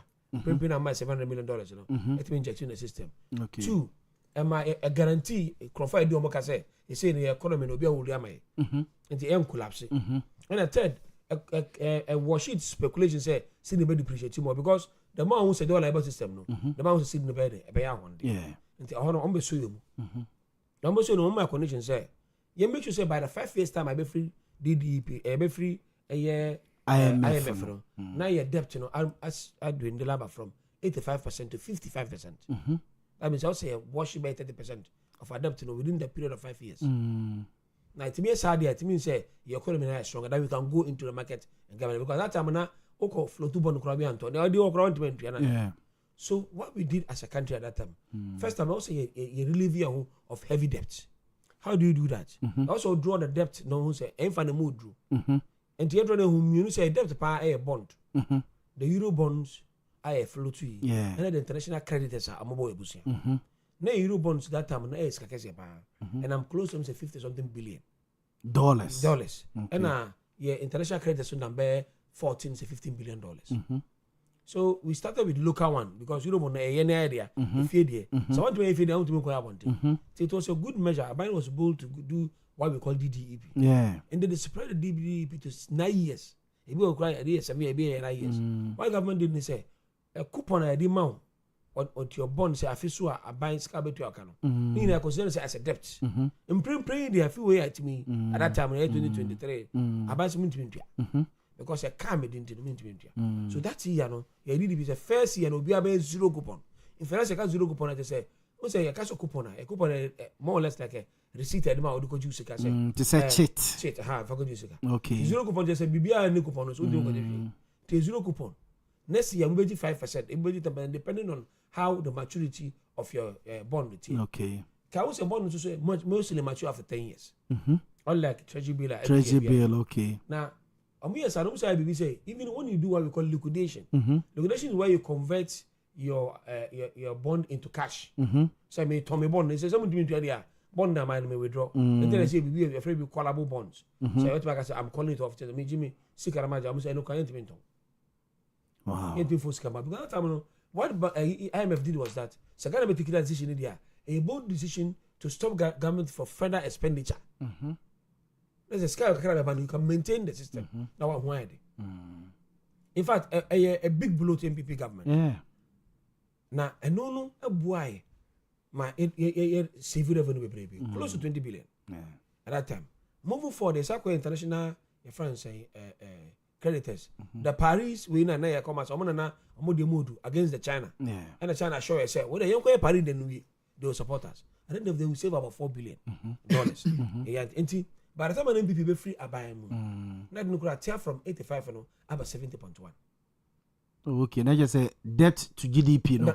Now take from 85 to 71. 71 because of the decisions Abane take here. Bold decision but now no ship. And the Abane when you buy no the boy no say the entire money debt I was all kind in figures in cities. Now the depreciation of our cities. Dollar there $10 billion. But a cities do 15 cities about 150 billion Ghana cedis. Yeah. Cities do 10 cities about 100 billion Ghana cedis. Yes. And when they started using gold bond policy, and my Sydney is a stronger guarantee. Convert the debt in an advance kind of form. And no my debt in the table form. And also my investors will say, look, the economy is growing. They told me a reserve, your forex reserve. Because now we were injecting almost $1 billion every month in the system. $1 billion no, base as $100 billion and they'll call out. $400 million no, more preserve. And we were able to control the dollar. Took a dollar drop, we could do say 10 cities on internet, 10 cities, 11 cities. Why? Because that time no, the Bank of Ghana was almost $1 and told me to be regulated the price and and no way acquire bano, now America's no city. And in 5 years time, I also do 55%. But less than 5 years, about 46%. Okay, not just say in 5 years, by 5 years time, you're 55. But 5 no crying no honor, 40 say 46%. Because you see, it's about former committee order conditional. Okay. And to move them so we can exit. But I'm the policy coordination instrument. What they do with the policy coordination instrument, they say, a non-financial support almost. But I want to ensure say you follow this policy to ensure so we discipline your fiscal policies and monetary expenditures. Say na baya untimi ay misuse sika kakra na anko ba so chena obesa ko back to IMF. Enko bobusia basa bia. Because ade am e ko IMF ne say ye bobusia. Na ntia bobusia mo ne say we cannot generate enough revenue in the system. Yeah, governance system ne ye betimi aye. We contribute less and expect more. Kroma how share the mutual directors they are less than 4 million. But the mutual tax pay overheads, ni interchanges, ni stable lights, ni asphalt, but they don't contribute anything. Yes, yeah, we a non-formal sector. Yeah, it's an informal sector. Informal. Now the problem I want to say, and I'm saying we cannot tax directly in India. Go into indirect taxes more. Yeah. And only me I just indirect taxes, a cost what we call inflation. Because indirect taxes, you see taxes that can be passed onto the consumer. Don't I say Owia TV. Owia TV is okay. Obe advert I can never do 100. And I'm taxing it to make you 120. Yes. Company say okay, so remember what you are advert 120 it's a cost for my production. Yes. And so me a 10 cities, I mean go 10 cities 50 pesos. Yeah. Why? Because of just one indirect tax and about two Owia TV. It's true. And because we cannot tax directly, you know, I taxing directors it leads to cost of living into. About say Owia tax is too much indirectly, you know, and my cost of living quite high. It leads to government failure. Abano it about tiano. So what government does is say okobobusia. Say the never tino na or they can be big. And they say you exited from we know. What do we do to make sure say yes, you call the 18th time of a year what we call IMF. What we need to do is now to be self-reliable. Yeah, the BBI friend a competitive advantage. That's what we use in every world to sustain your economy. And you find a Honda war in terms of production. Let's invest more into it. What do you mean junior is strength power in agriculture? But go and look at government expenditure in agriculture. International standards say there was 1 year 6% of your debt budget. Your budget should be for agric. Because say 6% of a GDP should be for investment in agric. But share the and do 3% and do 2%. And since 2009, NML see 1 million tons of gold. Go find 800,000. NML bet twice 1 million. It's a drop of 460,000. About say 460,000 tons of cocoa from less 1 than million. 500,000, yes. Wow. So it means agriculture a cyber form. Most of poultry industry are collapsing. Poultry farms in the big down here. So commerce and means at the end pay here in lifestyle and more oil and now you have to invest. You have to import. The moment you have to import means there's going to be more demand for dollar again. Now I only IMF now more dollar now 500 million naira. It means dollar kara wano. I'm for eba demand. So only adibia or meet the demand that means kakra about ebeko. The more air the more for speculation say oh skada ebe kosoro. The more for information skada ebe kosoro. The more to be brede EDC. The more mundi to see the more short the more price choose. It's true. Now the only thing that holds the tail is your gold bond. Because gold bond na acquires adibia Aboamah abanye enough dollar to invest in the system. But you see, even if you invest more in gold but it's not a good policy. Do you know why? Because determinant of gold price. Okay. Yeah, we go into a gold market as a customer market in Eco. Okay. We don't go into gold market as sales market. There are difference. Customer market, a market, customers determine the price. Send me gold na laji. Me fa do baby na sa de na ye bebra na me good dem. How the baby? Yes can over I don't do for you. You say near create artificial shortage. They make us say what is a customer market? Market okwa. Customer determine the price. What are the aqua market? Yeah. What's it tells you because I'm 8 cities. One twice I said the order mango about you. It's true. Mango no pro. What do you preserve? Because I was mango share say 220 my more 10 cities. Menje no ko. Obi about 12:30. Menje no ko. I come up 4. Still 10. Obi go back say that's a no say mango no hono. Yeah. If you abona am say there's I say okay whatever for 15 bra. They mean for 15 bra. Whatever 10 bra. No waji. And this person no want to mean guarantee the family face they be am go to mango no 26 abrofi. It's true. So only control over the price. It's true. But the way sales market, it said the supermarket, the price is tagged 1 to 4. Is you? And you no cry. So until say best, I don't your customer because I ain't one good. Yeah, other countries. So one farm on ton of beton. We produce more than you. The last of Kingdom said that we produce more than you. Yeah. Until we cannot rely on gold, say, and be a source of dollar because the moment and they just means when the price of good fall, what do we do? Yeah.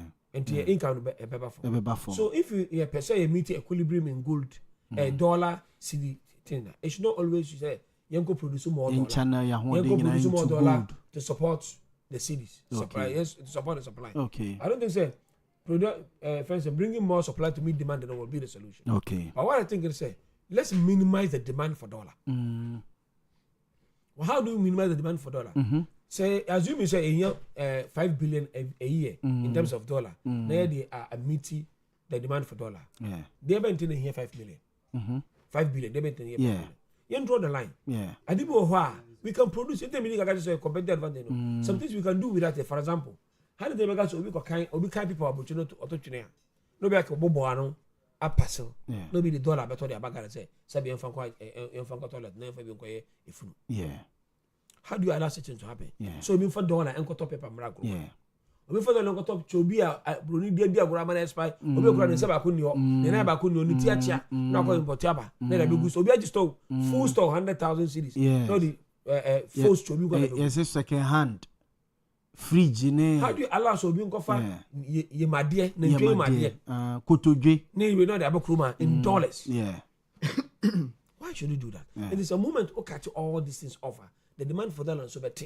And when the demand for dollar no so tia, the Uberman regulate dollar to CD ratio. Sure. So that is one. Okay. Two, let's look at broad widening. Be my friend say horizontal taxation, meaning widening the net. That informal sector should be thrown into the garbage. And then work room. I'm saying like that. I mean, discuss a teacher gross ABI 4,500. The net be 2009, say 3,002 or whatever. A carpenter bet me above diamond 2 weeks. But you be 10,000. Oh yeah. Onto a capre as tax. We are someone who no say them quite then. So for frost no be man kusia na ja. O de adware ne kra. Na city ground you tax no kusia. O de ko. Yeah, farms crowd. Wanyo akoko obeju apon. Ah, so what? Oja akoko apon na account. Farmers no. So imagine. Obi abakruma also we tile. How many feel back wa? Oji with tens of thousands cities. Yes. Obi a onto a capre ma buy. Already why you want 2 weeks you know. O share say a teacher be 4 months salary. Alaji, how do we formalize Sanko? It's easy. What is the essence of the Ghana card? Ghana card ne betimi synchronize with everything. O collect tax. I was who's a Ghana card? We are almost a chip bill. Yes. That's the essence of the chip is taking data. There was a you enter all the data say Ghana card number. Remember say me George Amponsa a farmer or a ABA banker. And me who saw a banker and the code mention say he has been cleared of his taxes. He should be there. In Ghana, can be so be answered. You be a carpenter, a farmer, a teacher. So why should you say you're a carpenter? Why should you say you are by clearing your taxes? Okay. And then obi person wey pay tax or filing for MPRC me a farmer. Now they are called yes. And the tax system nankasa no. Say I'm strengthening. We will go back to IMF very soon because you say you free IMF no. I feel I buy for more teachers. Yes. For more nurses. Yes. A very big push agenda. One get this back. 1 million code siga back. Me na no. Skebi anka on to me if it's under IMF. IMF won't spend more. In the expenditure na say be cost. So IMF na cost will be our pressure. When the cost pressure, do doctors say what pressure. E be treat you men this adi. Men do ko. And no more anyway. Say we have better. There because I could say there as a pressure na stabilize. Kofi na just say every Saturday. They must just be Saturday say NTBA. We be at they say that there are some chairman, chairman, ministers are people are demanding for employment because your excellency every minute men expenditures are cost. And what we can do next is that then fight the system. Okay. Actually, so far in 1766 60 years before of AM Kurmaku. You acquire from 17 times. What do I 60 by 17 years about 3? 3 years beyond you yeah. Why? Because they say a cycle car. You acquire a nigga from na who party 2 years time. Na cycle spend this na cycle. We are one show year 2029, so government is contemplating to consider meeting IMF. Yes. So what I'm saying is to be able to stand outside IMF, we should be disciplined. Sure. Next year, bold to take in taking decisions. Okay. Nede Alhaji Abdul Salam Isa were CPP Ashanti Regional Secretary and yetene kana mamema Muru Akwaba and sana mako George on maja. Oluma yare na oil. Oh, so me say Oluma yare. Enti situations now. Oluma yare na me late. And I say we free. We dey asani e very west. And I say o makra. And o makra. Na pia dey say o makra. You say what you mind. Tomorrow, na say o makra no. Me papa. And na so kra na me ye bibia say. The deal is here. Kama beja obia na sabio. Ye hu ba bia ai bibi free betwa bayera ho memu a amana mo akese. Na bibi betwa mo wafu so do so a. Oye ni nyina nti abusuafo mfa nche me. Okay. Ago say o chabu se penu. Unim. Me ba na mare the late buro the enya nampe. No more cow. Hampa. If we next week you koro. E ma no chorus no me nyi bi. Mate yo. Mate George mamemra ho no mo e. Nana. IMF ye free mo amanfo busa say what next? Ebi kure busa say edu ba bia ya na yesi economic gains ya na no akra no bi twima genesis say yesi ide mark crowd say they do 15 cities so say say 11 cities so say 14 cities. Nano, yes, about 6 months ago, na be 80. Now, say, why? What is happening? And you'll be now shut down. Now say, the allergy, I don't get it. I didn't see. And inflation it doesn't reflect in there. Yes. 3% per annum. 3% per annum. And you have that super. George, my mean to you. Nana, my mean now. Na yen share with tea for no wash for. Na yen fa kwa we so na. Your coffee station nearby so. Ye mo na baso. Se enam insanu nyuma eni ni trimu poso wiase nyina timete yanka bra so ye kire adwe me cha production team ene wankasa na me fa ni so ma menuanu menu a me hye omo fifi na enka nche muru se samra ne na ma na ebono no susuma na nyane de na yo the late muru necessary and I will do baby nafi ekoye the late what you know for the da na naso kan mesre kan say me beju bia we beja hwan ebi abeja senior salam dey fine na on pa dey okay cause me ni baby am free ba say me delay kakra bia tiate it me pa dey me free okay okay kwan na so sen me dey baby am free ba na bunu mu pa o na say me ye pon na say me free ase me kodwa be na onzu fi ase o ko ni fi a so obedu akase we kwa kase a e kase esa ka obedu ja we mshan dey minim ni tree ba na enam form no minim ni tree unim plain tree unim plain tree ba ka de unim say onu okura na shen George me ento aso George me ento aso ene obetra wa start ibu me na mbu ya nkosi me yetani o ene dem nana ya kan say we na mamincha party ba e wo region mu na the future ma want to me our regional chairman ABC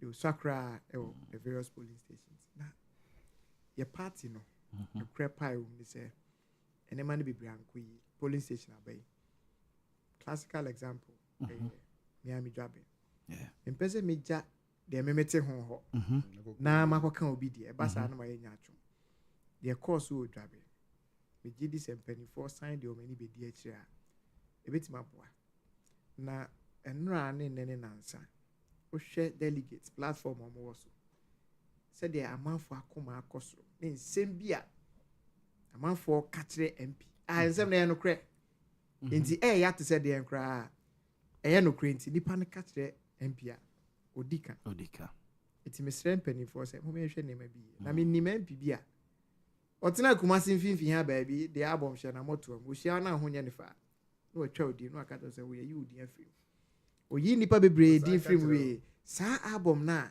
ono a prepare ye na wayi omo ompe omo afiri mu no enne sa album no na daroma MP no onye MP biem album na yi no film se wo mom na se wo nye party ba o se de odi we ye de odi ye ni eti MPs na afi no maba mu a omu de omu nim sa omu ni sa experience no omu bompini sa Kumasi Fifi MPC ni bi classical example yesu bi constituency yeah me offer I mean honorable Eugene Boatentry yeah but mono prepare abo no na de ni kote and also pe general secretary the 24 more money now you can say we are now abehwe IMF nkomo manya ne tie say my brother K ebo anso K okay IMF nkomo no me ya me hwe no from 3 angles. We share the finance angle, we share the economics, and the political. Okay. But me GD say finance and economics in there. Sina Salam has done justice to the two. JB I mentioned down political. Bra. Moro. Ma ade. Moro misro. Me ba ho. Why? Me ma tete wo miensa. Ma fa finance, economics and political. Eti edu wa opa ko fa agriculture nyina abra me fa ho. Okay. It's me there, me see me dealing with the political. Yeah, operation now because I'm from Abeko, Moro. Come on to me. This year, sir, what's it then? I go for a sign. Policy day. Policy coordination instrument. Technical support. In other words.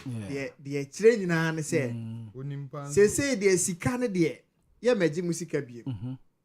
Nemo munyansa ene akonti ba na amudi begina yeso na ya anya didifun no ene de entra homai asem ni nyina no enkomo we no jai masi na salamu a omde brofo ni ade beka ema the whole tie pa no onti ni ye nti o dealing with the finance aspect in many age ho pa but how should the political na abai no I mean make us why smart because when who say and then they will cry a person.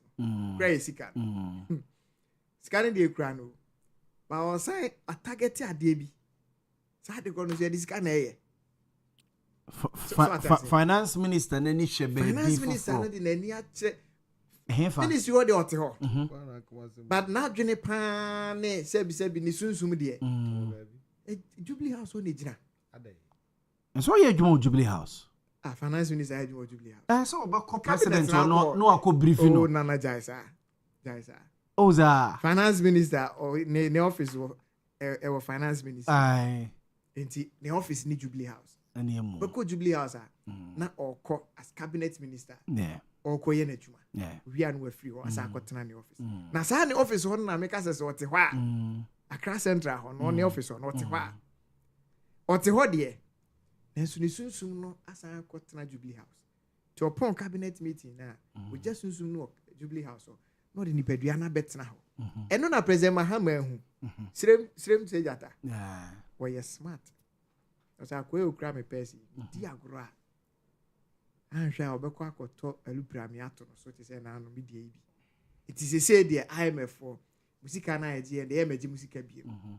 Na emom montena ha na mo fa ba nyina ye kozo. Said the beya, Yanque mato, Yanque mafa, Yanque medi. It is all a gun and in out if you now so got 2 Obama and this Yamanuku. 90 catch also, IMF in tea, intimate Fenipa, IMF in tea. I mean, slot no. It's IMF in tea, or say, then can he become a home and it's animal mana. What should I jawiat now, said the beya? Oko canwa catch or say. Sa policy coordination committee o se debe no omo man ye kwan man ni mebi o wa ye nye etimi hu ni se ye krokro de jon ade bi a omo pese omo jama ne sensen ho Ghana for ko kan ya ka se o enye ye ya o so ni se IMF no ehum se ye ni omo ka de na enso so ye ni omo wo hye ye bi a policy coordination ye ya na ye de mo akochem na enso so ebe boa ye because omo feel say without that no investor credibility and I say investor confidence because the moment investors better say the any IMF where we and on kwa kra no enough ground be mo obi eyi ni sika free economy no it's say there so ne omo paper so nsem kan ye bi na akwa te say omo ugina ye so say the be ya ne ma bi o ho a and I say IMF na ye ko ye no ye ya na ye hye asudi a ye pese eda ye so ebre na ye de ato say ye ne omo eye hye design fie miensa a ene omo ye nhye no ya na kan say ye be we it is a say na policy coordination committee ne e wo ho ne de e kire nyina ne say saa ne ma na ye kan ye say ye be ye no ba ko kura ne we be dwane afiri ho nkwala na ye say ye mfa o mo yesu o mo ntena fie no ye be ko so a mo matena fie because you need the physical space you betimi aye saa de no again say na acquire to say stability relative stability kakraba no say ye man hu ye de bebre a na ko James say oh ya bone mrane ato is forcing na sa mrane ni ko ni trima ene wanya taste bi say onya ba bi so kotena ka ope no ahwa na nema bi wo ho a spending expenditure bi wo ho e be koso a be wi ase no na ama ye ntumi an create more jobs na mum ekoye de obi fi say me ya any mum na be ma magina yie because enya sa na me say me transidin na me hwe say ya to aba mampani aba wa appoint obi a ono hwe e bambo so bambo na ye ka no ewiem e ka ho eposo ka ho asase so ka ho sa bambo yi nyina de hye ne nsa ami atorenche mu ahwe ne nkwa aka kakra bi na afio bisi nne nipa na ohwe esika sem so ono a na ye de sa ministry na san hye ne nsa se koso atena ho enti se ne ma mienu na waka abom no ene de san si na ni so no ujeja ho kakra bi a bra enkofa papa ma enti me hu ni se sa de we be serve as a bridge ye dey be cross from stability to jobs because ujan kofo so meya ahwa on say edu ba bia say na me kakasa kwa dodo edu ba bia na education minister honorable Haruna Idrisu wo kam to bon say you say clearance somebody amanisa obi abono thank you the same thing interior minister so be complaining about man no clearance about 5,000 if we are saying na nipa akugu honom no 5,000 na kwa na nyi thank you nti na so mo increase ko 10,000 but who say the health ministry so complaining on so omo hwe ne mo so be increase ama yakoye ni na say Brian want to market to your moment yes oh said the wa ben no ye ne udi nkoma o man koma no ye so interesting oh George na o man koma no ye mrema ye sampeni akuku dan fo nyina o mo kam now you know all these there why you answer someone on the na say me mo boss me mo boy papa na dey in charge of jobs no she say ministry there in the first like employment and labor relations she say just say Rashid Pelpo it's papa no Ghana yeah Ghana what was the last time I tell you enra me won say public accounts committee sitting okoy enra na or public accounts committee sitting oh no yeah are na wakotwa sere bi kwa ho de okotwa de I don't know ka se mabunu awie university nkotwa sere o se bolo mu nkotwa sere ngu kwa ho na ye duru ho na se ye pa bi akoma ye mo ana ni ato sere na amuru mu akotwa bi kwa ho ni bi na nya adwuma o se fam paboa a ani ma den ti se Wellington boot she na ne na mo mantem ho ebo na etintim ho na ani dwumadi uko na pija na na wabutu bo no no wafa bo etim fo ndo na butu na no wafa no aboa no ade gu bucket mo twigu kwan no a eni nansa ne nan no anya aboa one trip utumi de 1,005 sani pa we na ye de oman no kwan ye fa so ye create jobs asenensa entina me bisa no because they say baby edu no e was say yetimi transit from sa policy stability na yenya no to job creation now no social media abrante a young man obe 22 when you na be at 23 years or say 1 million coders program yes aban ekofa buy yes say e krokro de don abrante no tie interview ni ya utumu say ni nimde e wo coding ho no e was rich deputy minister for communications.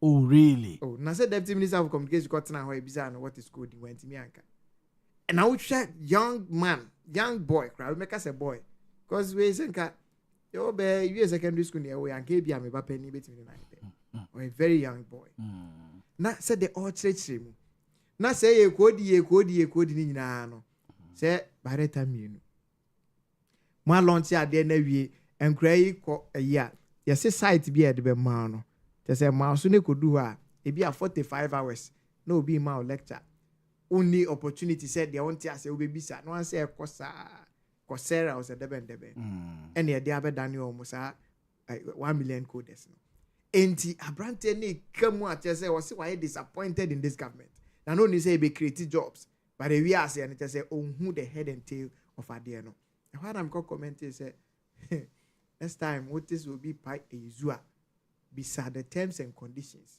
asan what is so eza asema okotwero wo young man na ade na se no eno anko enya be ekeko 50 likes o ba se George wanya fetu the young man enti wo de small boy now to hona ye ka kire o say wo nambro no so anati yesu ansa na abeka yeza no bisa terms and conditions ni ade ade ansa na waje so na wo tie terms and conditions na favorable to you dia ultimate so me sure say so mo bisa ya kenya ni say ne guy no I that frustrated so when it does say obi be ya adenwanwa bi amawa e na wanya na won say sifo na me meet studio helper the his excellency John Dramani Mahama and I mean you say that no mate ni de George Opoku amponsa ena motenin kama me nko moro ho no moro me de me worry nyina ya de ba kope yes mo ya de dollar rate so wa Monday si aban so na sebi minim na wonye fair dollar rate from 14.4 14.5 14.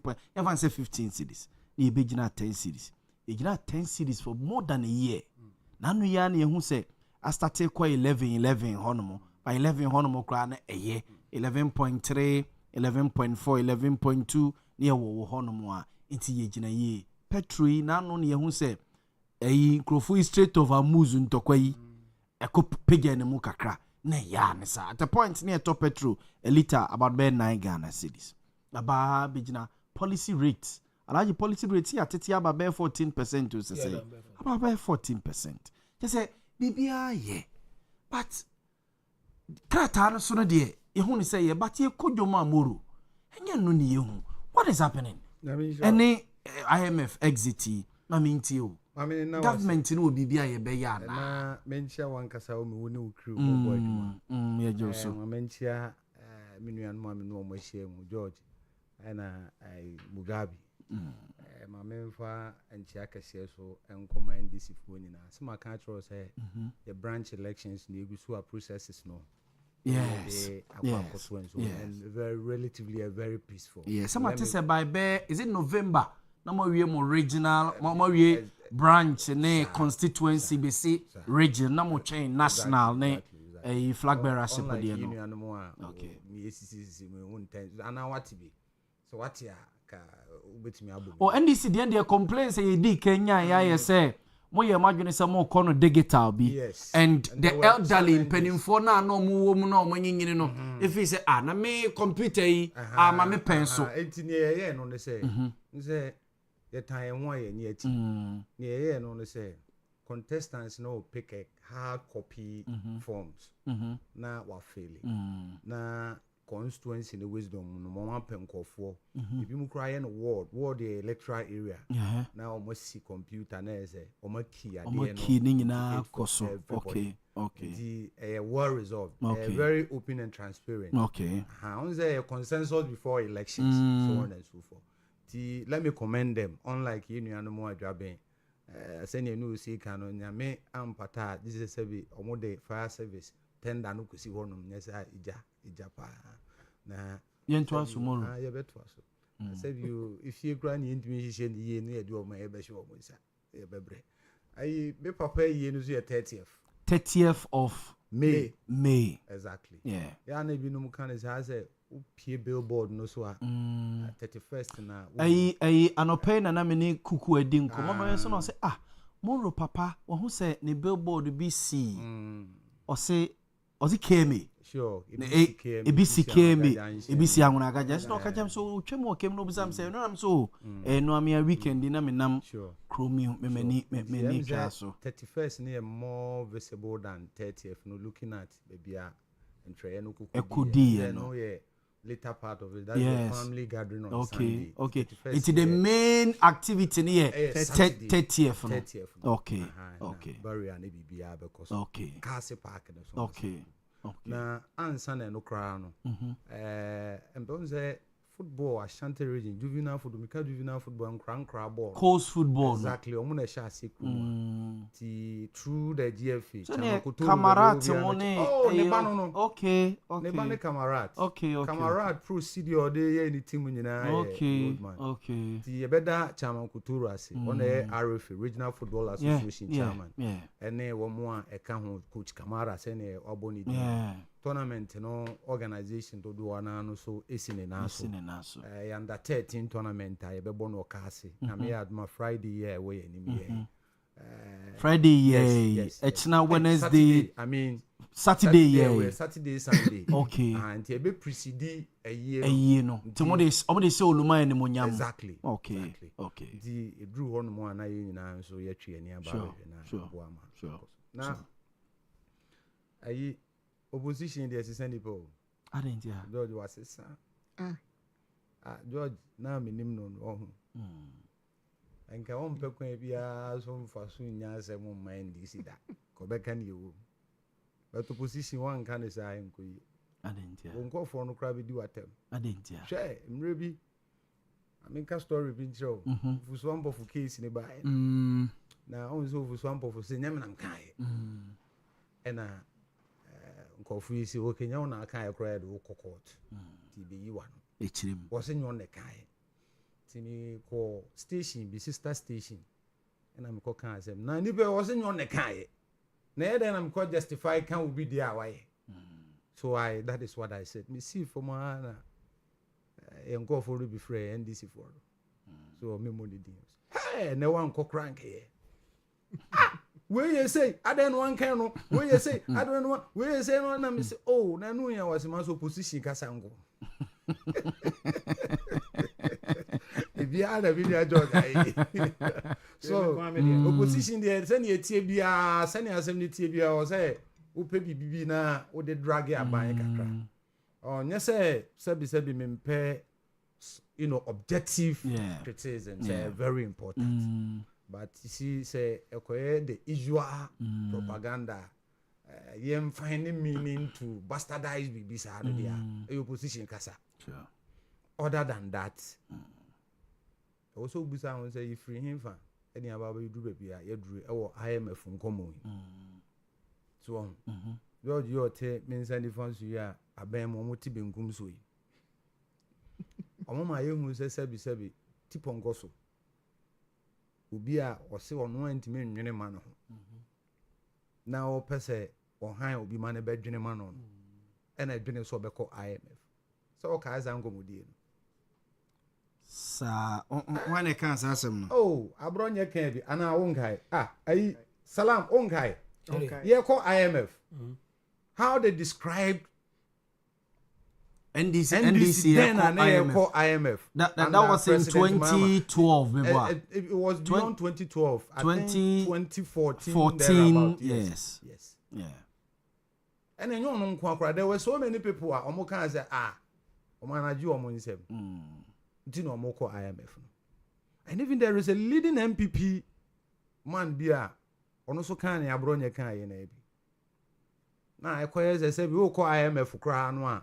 Na say untime nwene emma wo hu ene ekosha wo mba o mo extended na nke be end 2017 but they extended it Mugabe me boa o mo extended ko 2019 yes eno sikam bibia o technical support ni na nti ye baaye no it is almost 2 years now you see a free young ko this cabin IMF technical support in there is there for everybody out here to assess. Why not? Moduma ya moye. O de obetna afidie na chi a fruma obetinchim a obamia de kasa na woye. De kan wo bia anya wasem. Debi. Minimum we kra. So ye wo mo so mo ye sa de. Yes. It is a wo bi na da hokwa ade ndi na won for it. After all, technical support no mo de ma ye no. Enye binding on na say efuto ye omode ma ye chinchina ye ni so analage me boa It's not binding. We can ignore. The cost to be bebre na. Except say you say loans the same be any. But the omu provide this technical support for free. And it is for every country to take. Minimum say cost to be it's for free. For free. Guidance for free. Okay. What you say? Because when you mess up omu hwa na abesa okay. Okonso a nya sika no kwa no mode ma omo de saade no so ye de ka ho. Okay. Because bank bi no be ma o sika on fan to ye nto akwan mu hwe sika no betimi atu awi. Yeah. Nti yaba abeto abia because look me ma ye rem fi bia ye kogina ye de call IMF. Inflation 54 bia remember why inflation at 3% are still there never board in very important to the commoner. Utie ye nyina say e commoners ni bi. E bia menua George or the farming kan adwuma no nti no odina yi sin ya yete dem he. But other than that ye nyina ye commoners. Na senior that time inflation 54%. Should be another dollar rate ewo. 23 cedis I fuel stand to be corrected. Yeah, diesel na 23 cedis, petrol na about 18 cedis a liter. So until they started that program, IMF program. But that was in 2022 anamebo. That was 2022 until 2022 2023. Economy crash exactly. Almost a crash. Until me kai omo penny bi. And I respect him so much. Look, any politics I hear na anu presidential primaries omo ko ye nyina. I consider him topmost than all of them. Engineer. Japan. Because me in politics, I saw him, growing through the ranks. Yes. So he has seen it all. What say? Economy, Ghana economy, no. Yeah, there are two stretchers, so. And they time not to ambulance. Pray say there will be two stretchers. So there's a kumpe cry want me more. Debbie. What yarian kasa? Critical. Exactly. It cannot be compared to time I koi. Okay. Make politics or can politics. Miss make politics pa. Yeah, technical. Yeah, politics. Enti unim. Ya ba bedru bebe yedru ni ebe to aso. Ya ba esenka yesu betimi reckless nanka ya boro nanka besin nei. What's the first no? Treasury bill cranny resume. So man ko ji loan ni ade no on so mo sisi omo nka ho asem. I just say we are very disciplined when it comes to physical. But near me alaji ya adwen ne say ya bia mu say no. E bia na pressure will be bear on you say. Fajuma. Na George can say ayi one away. Yeah. Pressure beko interior minister so ebi beko health minister so ebi beko education minister so yemfa bi ngum George wasn't fair to the finance minister. Look, yet to Obama president. Yeah. President sits in cabinet. Yeah. Finance minister there, he only brief cabinet. Yes. Sisikai woni. This is the government's priority. Yetimi asort inti we na wa hase. But me advice in here ni say. So also na me kai say me ko secondary school economics ka create alaji na free be scale of preference and you consider scale preferences. Okay be analysis for say form of there is pressure. The issue is sikai ne baby I was see fa say na be. So cabinet will approve maybe yem for 3,000 yem for 3,000. And your finance minister calling. He can only advise. A cabinet, the decision calling. Of the government, exactly. Which every minister also the national call. Most of the cabinet members are ministers. And Haruna Idris was a cabinet minister. He is a cabinet minister. And a serious senior members as far as the committee of ministers are concerned in this government. Who will be a why a minister? Why a Jumanuma? One more any politicians Kwabona Bas was saying Haruna Idris. So government takes him serious. Yeah. Look, education, and you'll be on the It's true. Education. And I'm calling my service as a teacher, crown or circuit supervisor. Look, baby, be correct. And they respect command. Now, no me call one of the circuit, office. Na penia or homa me no me modi. We drew na udi kokone. Nkati. and almost chairman in the office, me boom, and I'm a rem, and I'm a chair, and I say, you don't have money. I'm eating. How do you expect me to respond? Yeah. In the local balance, because we're arrogant. But no credit ODD. So that is how the academia, they don't just accept anybody. Yeah. So, into government, for that matter, cabinet, and a who said, baby, away there, if we say, into say clearance in a finance ministry, one be Friday, Abba. Into education minister can say, oh, clearance a free finance ministry, they mean new and what they are unlimited to just the finance minister. Even though the finance minister does the implementation and everything, but to call the shots, no, there. ABN president is not on top of issues. But you can't tell me the president, Mama is not on top of issues. Oh, yes. Very experienced. And say, you man, Fano, for sending you na. One day came public sector spaces. But not column creative. And no crown, a center at all. 12 months in a for. So on. So if there were spaces, that simpler. Me assure say 8 years in the morning can you nap kupana or mukaya pa. You have a nap cause the central point of it. So as for mine, time be I was say who say. Alaji can say me. I say look, there are things we have to do that we are not doing. How will be able to formalize the informal sector? We call other Western world informal form. They know the songs are buying at all. No master according to it. But I have said, look, carpenter. Let me say it on authority. Na ketu ya police. Oh yes.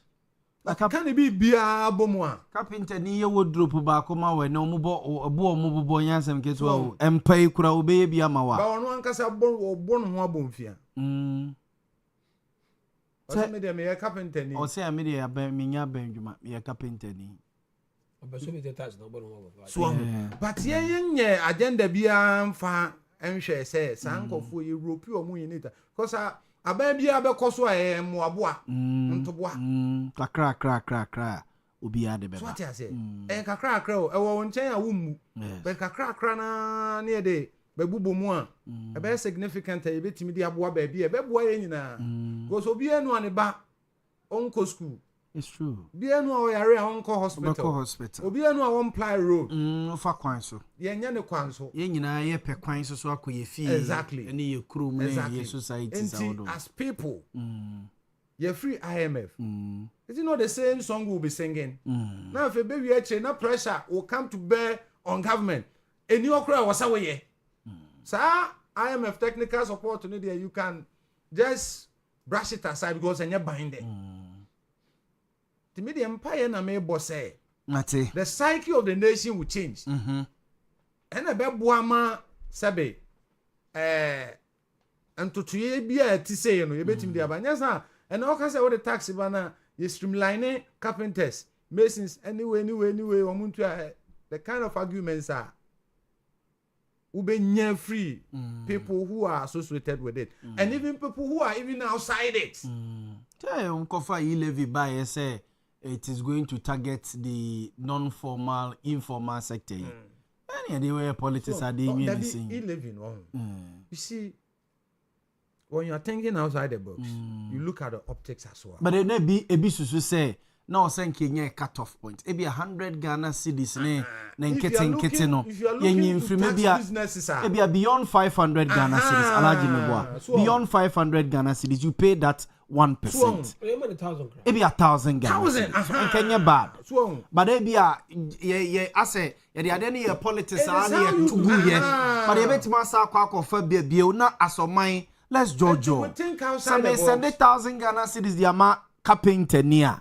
Let's say Mitua Abia 10 cedis and 20 cedis also as taxa at least on also so mo capital me ejuma mount your cash pay through momo exactly so momo taxi taxi when you bring that won't mean to outside momo I am raw yeah eti oni obebu mra no so onim the consequences so and there's somebody who inspect the project.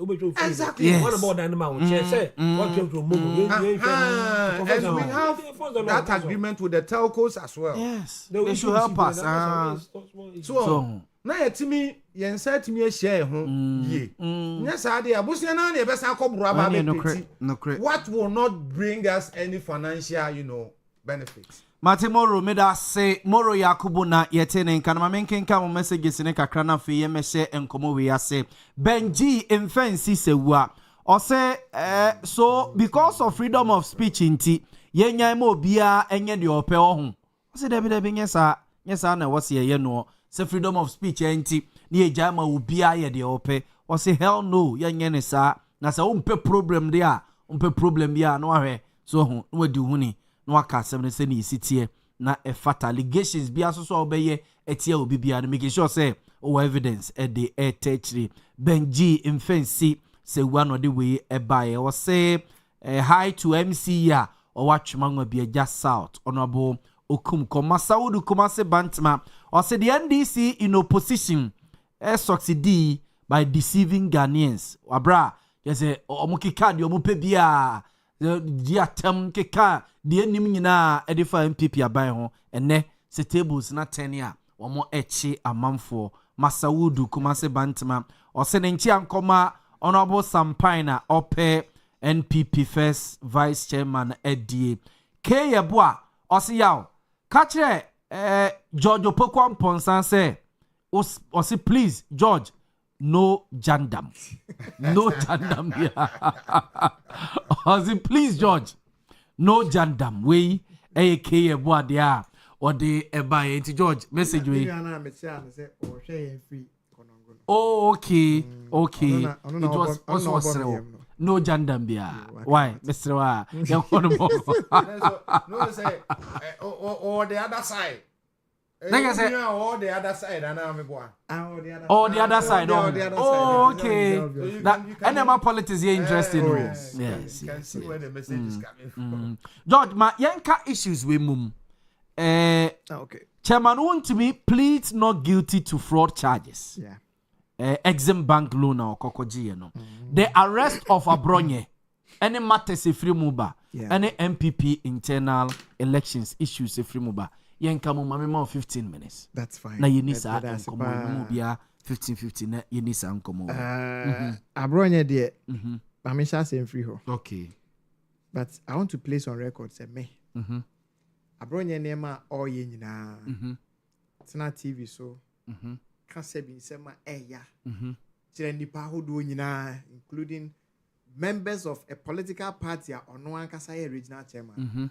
Me, I have never supported Sanema. And meet me at Kase Matana Radio ni TV. I Kase Sanema a sebi in crisis. Matana Radio ni TV. I Kase His Excellency Dr. Laji Mahmoud Baumia.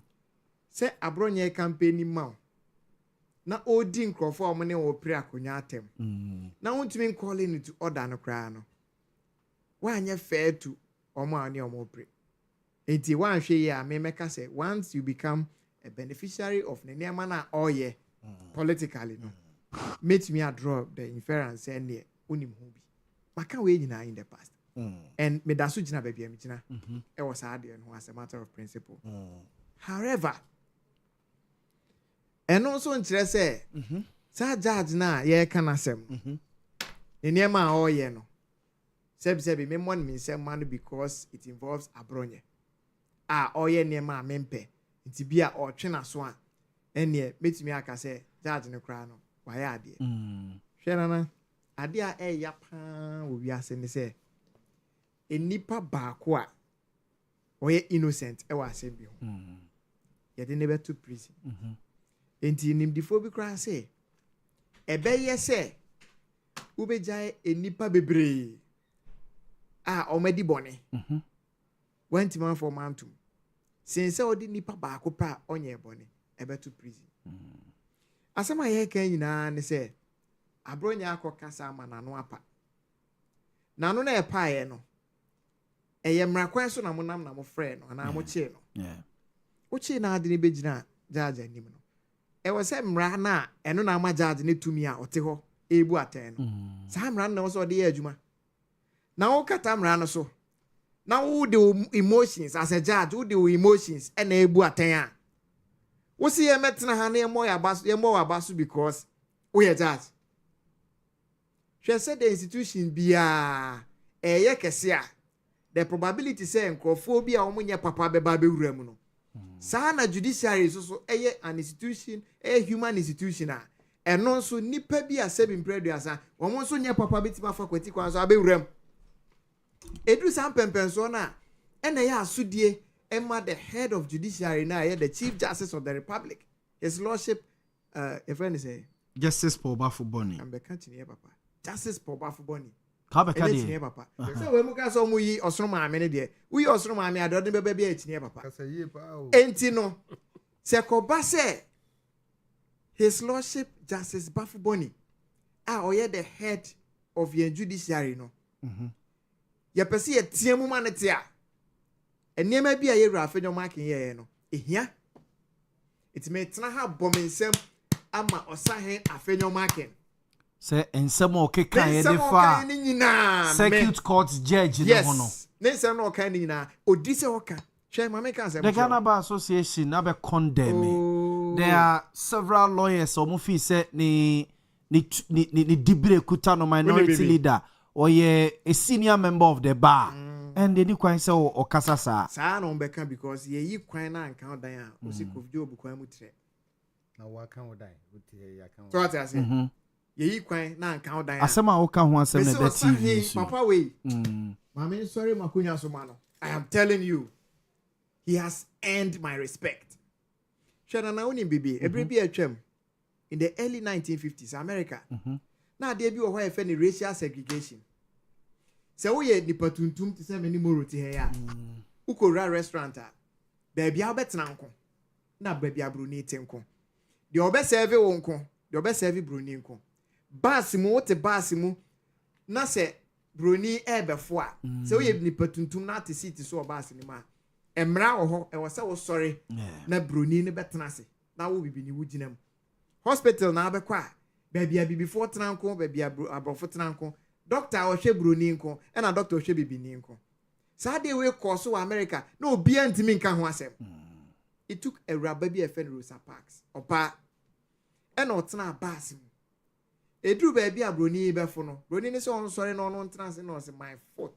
me sorry and hey and because na mranity no conductor bus ni drew the next available police stop na yi ewra no esi form ampa ye de ne ko gina court no ye say ade a wa ye de ti amra because abre na mra enti emfa ne ko to afiase and the black community ni nyina asesa na te de a ye cry am for bus bi see ebefo bus and I'm be discriminate against us. It's here for bus. It's Montgomery bus boycotted by America in the early 50s. And your barber seal and the trigger idea. It drew baby also beat me in home bar for there. It's your sign when you pack all those sakana, who don't say can before you now. Because me who MPP Nibia under this circumstance, with my disowning a day I in your mark and I personally associate myself with him. And then I want to say the minor team no. Enipa bi o hon de yen kana sem because ne su nipa ye hu bi o ma we mu da. Atuguba no kra na o ma retirement etitifie. Afi de ono no etifie no nsem na ekoso na ya. Fe do bonso atoba akwa betum. Meanwhile at a point no na won so no Justice William Atuguba. A Supreme Court judge. Sabe yin na nim de si Ghana am pese e be kwa enum bebre. But dem pese me kan say the niema bi o ye a brand na owo opportunity senka obesesa niema bi no wantimi anye nti okote na afie wie no e ben no so na wato ba akwa betu atum se wode ya akwa na tifie ohun se institution na no emu adwuma no niema na wo no bebre nkoyi e na yenya judge ba akopɛ wa bedua judges bebre ben nim difo akukudamfo a e wo Ghana ha enti ade na judges na munim se de mra ne te na mo hu se papa no won fa mra ne nya adwuma mu nyina mu ntimi ndi so ni such a person Edru bre was a charges e wo Ghana ha ka no kre. Omo timama nipa. Na omo nim se ne ye mari mu no. Ye de omo tutu Nyankopɔn ho. Because Nyankopɔn ko an ebu aten. Yeah. Ba oba asase so a mu na mu si Nyankopɔn nan ebu aten. Entade na mo mfa pepepe ye emu aten. Yeah. Now be catch him say oye judge enti no. Ne judge oye de enye masem. Ba ne nsem a odie no. Ensem fata me metena ha ka se ne nsem a odie we de. Ensem fata judge. Enti edu ba bia me na me ka masem say se oye ohene na wahu se oye ohene. Na ko wuda nse dwanse a. Yesi okowensa fosie. Enti nsem a yira afenyo makin kan no. Eno na ebe twen krofo amoma ko back. Say ade de ne si here. Asi yesi bibia nkoka papa anye gegere. Ti ebe ko back ene ye behu enema papa na ye consistently. Onim before we was when it quacks like a duck, swims like a duck, and walks like a duck, then it must certainly be a duck. Ade no said the osu e said double. Said the onam nsuo no mu a wo dware no e said double. We see free nsuo no mu na onante akoche na okona e said double na senior salam ma hye ne bose me brain bia ma na we no. Nti de nti na me nka se e double. Enipa na temu a wo buo ene said there consistently asem bia ba ono ne court na ede ko. Ya do koduru ho anso ni wa wo wati ko no. Se si a meti dem ese e frame ni ese ye de me ko. Ye de me ko sa circuit court wa. Obviously obi anim say 2 weeks near the make. Why do you make yourself that predictable? I mean, judge, how dear, Ubia bit Macasa, where we do a could nim dear, it jet you at Obeko 2 weeks. Now, Besha Bronya dear now, I know. Now, besides in Tabronya, you will be because in determining whether say or do be remand and now finding con. The most paramount of all the considerations there say, any way, your friend be more beba and I say, oh man. It's so you'll be over Ade. I friend say papa ya na no o judge no rule na odi aba awie ya o say no hu ne say omu jaya bronya obe commit the same crime ne bebre ato so na ma it just ordinary to no say omu fa no korema ewia oba bonten a eno ano na woni say sade we kra ye wia esrosro nipa esensene no because meme ne abronya wo ye mi say wia I mean I have seen the West it me ya nya no ana de mbeko I just saw no batifie na da bia o ya ade anu atwe aba na wabo no da bia anu atwe aba na wabo no me wo cousin bia osua no na ne papa wo ska na wo mekanika bebre ni ade o ye boni ofia na o de electric wire na hwe no wo de ahwe na ma na chi nyina tese ono no wasensene oko school na okodu ani akata se school a ye ofu mango a ebitwa the table be si atwe mu abo aba na se mo mre kre mu emre na ofu mango no odi anu eja na banato fo na teacher for any crying na boot and good as near watching a credit in the BC4. Buy on the 2 tables of no beyond so no so table no training mumma. Pon 24 lashes. If I'm sorry, or some way. A one or done in a honor of the school where Cramonia papa baby. Los Uncle school for. Then be person me say ni pano. What china so arbitraries are essential. No. A man in your public sympathy. E mane boni oye no enipa bu na nigu so e ma ye koka se ene wo kra de bi ma before hwe se de papa ye ya o person justify no ebi na ena no chief justice court no koye no se ata yi be gina na nim no ohun se akwa we se de ne hu no ma man 70 years na ko man kakra bia ahwe obekọ aba na ahwe amene mabusua ohun na ne refi se ote Ghana fo nyina anim enesa etu hia no abisa ho se etinete se nye mra no na ahwe ye de wo dwen wo ho se obetima be attack wo no family nti ene odine kotum ne nkwa na ba bia ye serious nation bia kasa statement ne nkwa akranti can say pardon papa no and I mean what I'm saying but ye bu ye ne aguso ne te ha ye mbra won to me de ya ye ken chema won to me a businessman chema won to me a politician name it them hey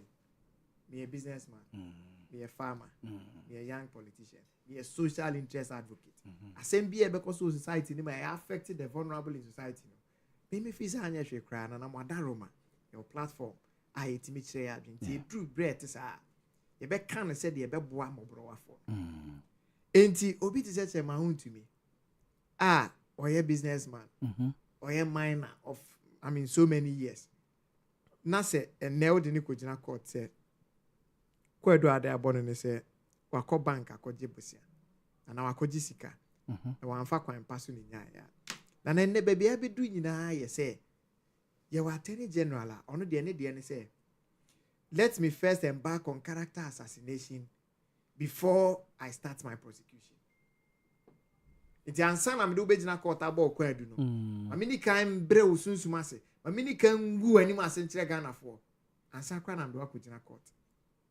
Enti ansa na yedo be court no ye ho press conference ya kire oboni awadi charge aye dey be charge a friend say in fear do a obetimi akom nyina attorney general me hu bi da otumi ka say sa dey we dey be mo akọ prison say o bank awo o save your ho o bank account no transactions are why nyina no the date no the oyiye any the other kotu mu omo atu ska ba omo ni nyina no wasan be obeka ni nyina wa bonte evidence now e also the court no odi kan the evidence ne be kire e wo the court of public opinion minim se o yes na enya tan ama nipa abenya tan ama nipa kro na accused person mi wa Ghana ye mra pon ne say obi a ye de na kogina court e bonu kwa du bia no emra no fa ne say sa nipa no ne hu so ekosi say ye be di ase na wie ne be ka se da bi nkeka wa wo ne ho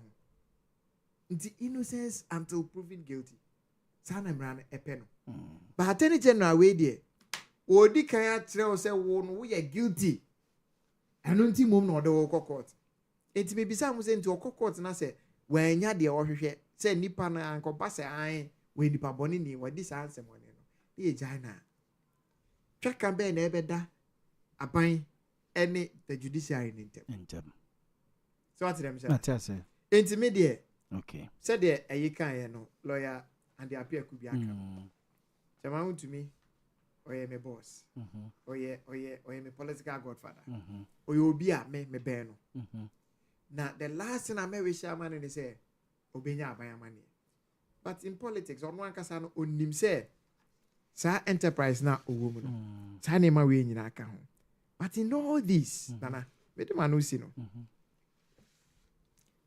to me eye nipa bi a de ekoso nyina mu no embre na se really and that is one thing I like about him. Yes. Ebia obesre na no abonti but inwardly and that makes him a man. So we bema we kendi fo a. Ebre mu eden me kai pass papa we in 2020. Me kona me ma me isu me nua ma no na abusuafo na isu a. Ananya ho na me bisu because me na obi ehwe me de me ye. Iti me duru wa na ma bisa me nua ma no se nti ajo a wo fi se na nkaja ko dada onna wo be wu na kono asi wa na. E wasa una ono na okọ na wo asie yeah no nti adena wo su na me come my ogre ni ti wo sebi ekunafo bebrebe na ane omo aso anti esta no ne ade nyina so mi na omo kunu ko bibia ye omo na omo te omo makra na omo nyinyi ne ti se de wo manyi na me de ayen fa to ho a na maye sa no bonsa fe no maka asem bi na omo nyina atwetwetwe na obi ese esu ni nyina ada ne se but in my closet me akasa so me ko wura dem mu a honor reality done upon you and that makes you a man. Yeah. Nipa looking up to you. Say in times like that, you know, will you throw your hands in despair? Also don't say be good bue. And I say will be jinase berima. Okay. In the face of the public. Now we are. You sit behind your closet and you mind your own business. It's media. Sa ni sune krana. Or that's where the charismatic wound to me and minim. Na ene okoni programs. The campaign. Sign court no. And then the mommy I wish Muslim could say. Obewi ni chairmanship no. Na Nyankopon ya doma. De da na koma so bia no. Me mpa bo ne say Nyankopon enfama no. Matemeda se ne din de George Opoku Amponsa mamemra alaji hono mansa na makomo. 20 minutes. O de bi mpacho. When and there was I alaji mame emra hono. Untumi arrest of Abronye any MPP internal elections. Owia with Untumi issue. I said with him say the way a man AG Attorney General a preemptive statement on cases you know idea eboboye na me say most of the times, you know, yeah, na you're painting pan black. In fact, that time, the car about they see a Dubai in case. This gentleman and now Signal Bureau. National Signals Bureau boss. You see painting, no. Yes. Send a black rasta of 5 video be prepared and say in fear. We able to for bag because say stacks of cash. You never fuck up. Say stacks of cash. As a put for a bank. Yeah. And a man didn't free court, so I didn't call police into police court. They did not police in that saw in between inside handcuff. No, said what so giant and they was the saw the so-called blogger and also check video. I'm not the family cry palm crop for a movie. Never such a current telling me who say when I'm watching the suit our court, no, I'm freely. Let me say, where are we? Oh, share Aliduba. Guy, yeah, so enough go. Yes. And then maybe food buffer stock. Yes. Papa, you did somebody, I can't need a bag of crab. A national buffer stock. Abdul Hanan. Yeah. And the wife, yes. You can't the bag in the bag in a bowl. I got church if you be a purpose in own a fear now. All who Mustafa made us be a channel. Tankers are war, Phyllis will be that day. Yeah. These are evidence that's supposed to be challenged in court, not for public consumption, because the whole kind of a one-sided story. That's true. Not the other parts a story. Now following two issues here and about the only Exim Bank, 30 million Ghana cedis. Now share story in the power. If it's going to be a contribution it's scanning 18 million. Supposed to be 18 million Ghana cedis. But they are saying it's a cost to the bank 30 million. So they are doing a evaluation said the value of money by now according to 30 million. Then what can I say? Want to be convinced say a year Exim Bank. Say a more or 100,000 acre of land around Asia, so we're farming. Now here, Sika, 18 million. Now here for 40 million for a friend saying land preparation, labor, consultants and then you need 4 million for machinery. Now bank no guarantee won't to me. Now let's according to them no. Let's have a year won't to me board chairman one Thomas. If you move to no. Yeah. Say pass by a year the board. The money for the loan was signed on the 13th of January 2017 or 2018. 2018. Name also share letter Nankasa in the content of letter. No, actually said the decision was taken a year on the 9th of December, year 2017. And according to AG, 9th of December, another letter of credence and it's a letter of incorporation. Now 4 days younger. That means your letter of credence on the 13th. Meanwhile, one require really at 9th. And then, tell my letter, the letter of incorporation confirm as our company. The company doesn't exist. Now, apart from that, when the company made a payment of 40 million, what people go receipts we have for a customer company. Customer company, I'm talking machinery. Now, according to AG, according to AG, that receipt is supposed to be pro forma invoice. And I'm going to edit the invoice, receipt. So I'm waiting receipt. Anybody say, well, I think I'll turn their man. Africa customer invoice costing 4 million Ghana cedis. Yeah. Into years can I pay more back?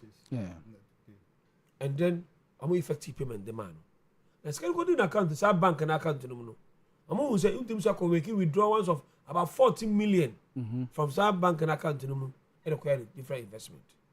Now, per the investigation, that so-called 100,000 acre of land doesn't exist. And you and from the onset, according to AG. A fraud. And I own to me, Mum Aquacoye, a dear Exim Bank. Exim Bank, yeah. Now, this is information. This is information report. The one to be responses and who had died at the commented no, it's before the court. Yeah. Nothing like I say, and can say information to me, none can share any important because it's one-sided information. Yeah. All that to me says, they say, a yen credit. Why a yen credit? So with the court. So I think say I would advise some of these preemptive statements are AG and MY a creative tension and I can say so we should monitor democracy in the PNDC era. Not the elite were quiet. It's the military and so close friends of Rollins Kakrebi and with the likes of Chachi Katabana journey. Yes. In the 1993, 92, one guy or Pulu the elite Kakra APV Obeng. Yeah, PV Obeng, yes. No, The late PV Obeng. Yeah. Acquire the elite community fire and the revolution say, we go to Djibouti and Gukunu, we are going to Rufia, Bubu, Amon Fawra, we look at the Mama Police Army Tatabi. Yeah. Yeah. Kakra, who share the tail end of 1998 2000, elite for the especially the joining of Mills. Yes. Mills by a running mate. To vice president the we say the academia no crab is so interest, yes. Conform my quite ajigo. For bringing more. We say most no cover Professor from Montie move back down. Yes. I meet Professor this guy former energy minister and Mills. Papa free Bakwai free Bosomji Otiaje Dr. Otiaje no former CEO of VRA there is a Papa Tarzan Charles Reku Brobe. Yes, also Omono na it choose Kufo and Co to convince them say look mom remember boa mo in energy muti to abrochi mo dey no say em person mo baba na chana na baba so all of them started to come in and we can appreciate the fact say a little bit kuru no buy no develop man na and also a profile of even ministers how to me say high standard CEOs high standard yes but quite dem first post government that sano one should share be ma mo focus almost am bio kwa first treat omo kwa first come asem to omo am asem ni security there about Montie no masa it's true at least that one that thing there I was saying na hwe na ejai so bi asem court dey come yonkuru court na koye defense and attack whatever koye no court but we can public I don't think question ho the background is not there to counter what you are saying in there na say yes say the background sure because some of the videos are come on you know tell me na twemukura na eso your crofo eno kroma obitin land cruiser kura wabon brato na so jabu enye police na crofo na yes if that doctor complained for bar before public account committee no musa say oh wa hand over the bibia and I'm say aye and I'm musa the director finance director say wa hand the car over the car and the car say he has never used government car and also to make things clear he has never taken a salary as finance minister say papa but until now ma bi so we are or the car be quite so but because the way they paint here we have picture so maybe if say age in there advice so on and know it's one of the finest law lecture our university of Ghana yes and I also shocked so well sir when say be a government policy to him I don't want the year I don't remember the face value of the case yes no much of the charges I money yes but this is a son of second obi bag boy na ba mu be na too much koto bungalow ha koto land ha koto say koto yes and then I think it's not so let's wait and see say won't we say he's not guilty but because he's not guilty it means say or bibi ojina so now Adibako I say Thomas Bose on this on the run on the board chairman but all the evidence is AGP as well yeah let's wait and see how it goes sure. I mean I make an say AG that preemptive win am yene dey now the issue of Abronye arrest ni MPP internal elections one person here me pension so I don't support OBBI because say onye obi right I don't support in fact me so am for me so me so na ko me sala but that because say sala ko so ko sala me ko okay aso ba shabi shabi unim dia wasa wo ye I didn't mean now because so and me pension so and I believe say sala obi an so pension so but there's one thing I say now say there were limitations in what we say Mike I don't want me there are tens of thousands of you you can say whatever you want to say to them but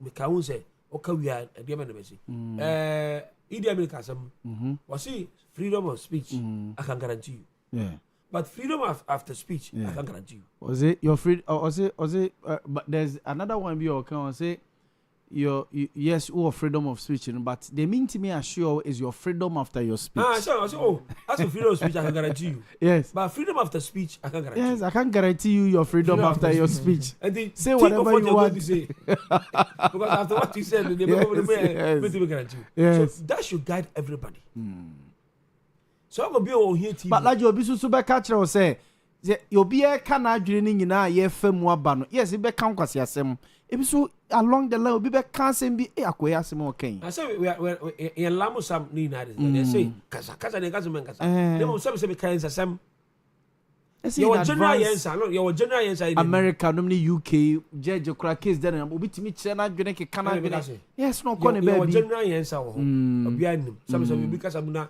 ball cry na everybody can say hey akola ko say me na wodi no what do say esusu no nto ne nan da and ye na nim certain words be why you don't need to use yes it. any no correct Because you're used in Africa. So okay, what happened with Rwanda? When Belgium called here have a banner by president, then the fall.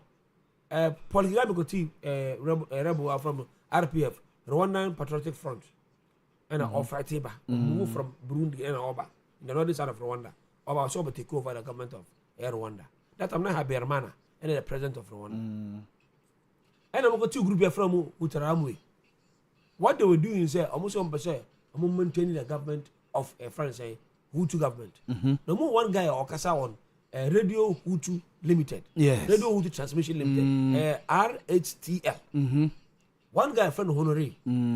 About Teresia, all he did was incite Hutu against Tutsis. It's the title of the France. We were saying the title. They had the. What you tell me say? A friend say cockroaches something. The Tutsis or the Hutus are cockroaches. Oh, Tutsis are cockroaches. Yes. It not refer or more. Butterfly cannot be a bird. Yes. Yes. On narrative what happened between Tutsi, who's a Tutsi and minority in Rwanda. Yeah. Hutu are majority. Yes. But during the Belgian colonial rule, we used to Tutsi indirectly to rule the Hutu. I said a bit I say. I said Owia used to serve on a former minority to rule Akan. Yes. But when they handed over the power, every power of Akan.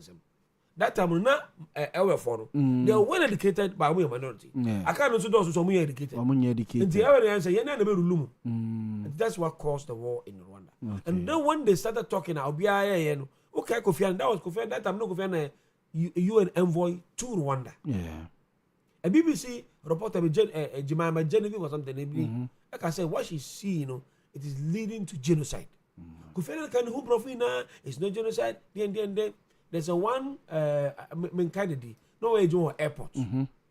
Or catch Obi say what is it? Yako importo machetes, one ship from China. At the back room. The people want to farm. And it's a radio account say, oh, when they go to farming, they'll enjoy the music. Sana Omudi Mo Group base. Using that radio Hutu Transmission Limited. And the more a friend say, radio just listen to this radio. The radio back at Namoye. And Honoré was receiving information from people. Munko Bia, Kasi, Munko, and people are rushing. So, Ebia Teka, Munko move towards this place. Before we are seeing in 3 months, over 1 million were murdered. Why? Because Obi Anumuka. Okay, Blegude of La Côte d'Ivoire. Yeah. Okoye was who ordered the Professor Laurent Gbagbo. Electoral Commission will declare results. No, Benjamin Panati. Yeah. Was President Laurent Gbagbo winning? They don't know any alien called Alassane Ouattara. Yeah. In about 2 months, over 30,000 Ivoirians. You can call on the Egusi, travel for many of that. Yeah. So loose stocks results are very bad. Yeah. We should entertain it. Sure. But having said that, I also just say also exceed or power say me perish. But you see, when a judge of a lower court, a year pronouncement, good, what do? We appeal. Yeah. But a capacity, a stature of Afenyo markings, at the level of being a minority leader, a lawyer, a politician, to say, he even doubt if the judge has ever passed the exams. Yeah. It's an indictment on General Legal Council. Yeah. The judiciary entirely. But Uche, my own so post to you know what on my page, and so I find your mark and I post in a way on a page, and so when they all kind of say 6 days after, as at this afternoon, I feel na judge na or judge na Monday abronye we no. I feel no the ruling ama omo. A bit mama omo kwa ama omo file the necessary appeal na. I was say omo ye no. They went there this morning one far more. They went there yesterday one far more. Just all the days now was omo ekobiano. They went there na judge na nye willing say or the document. So be or post to my date or say the remand order was made on 13th May 2026. Today is 19th May 2026. Yesterday, the registrar told Abronye's lawyers that the records book was still with the court. This morning, the story is that the court is sitting. Can the Chief Justice intervene or the Judicial Secretary? Sebe ombenya court ruling. Until later in the afternoon. Why is he calling chief justice now?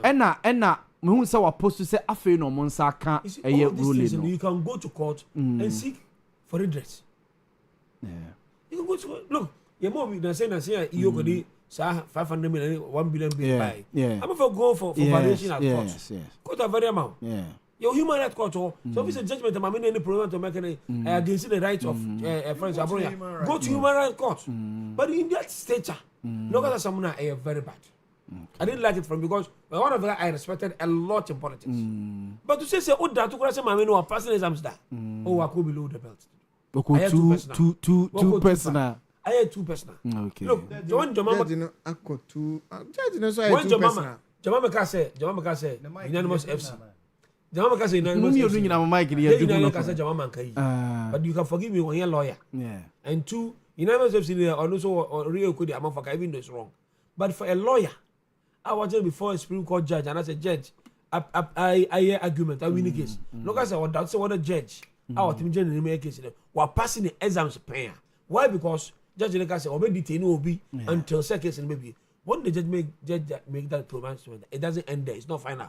There are a higher court. I'll be back to if it's unconstitutional, there is Supreme Court will interpret the Constitution. Well, you know, there's 2 weeks in our you. Now, that's not to say that and your brother never 2 weeks.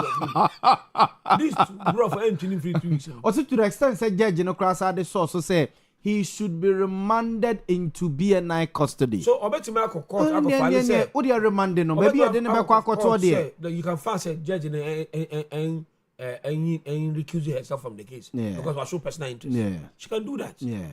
What do I say? Now, the Supreme Court judge, seems to be recused. What you can do, 2%, yeah.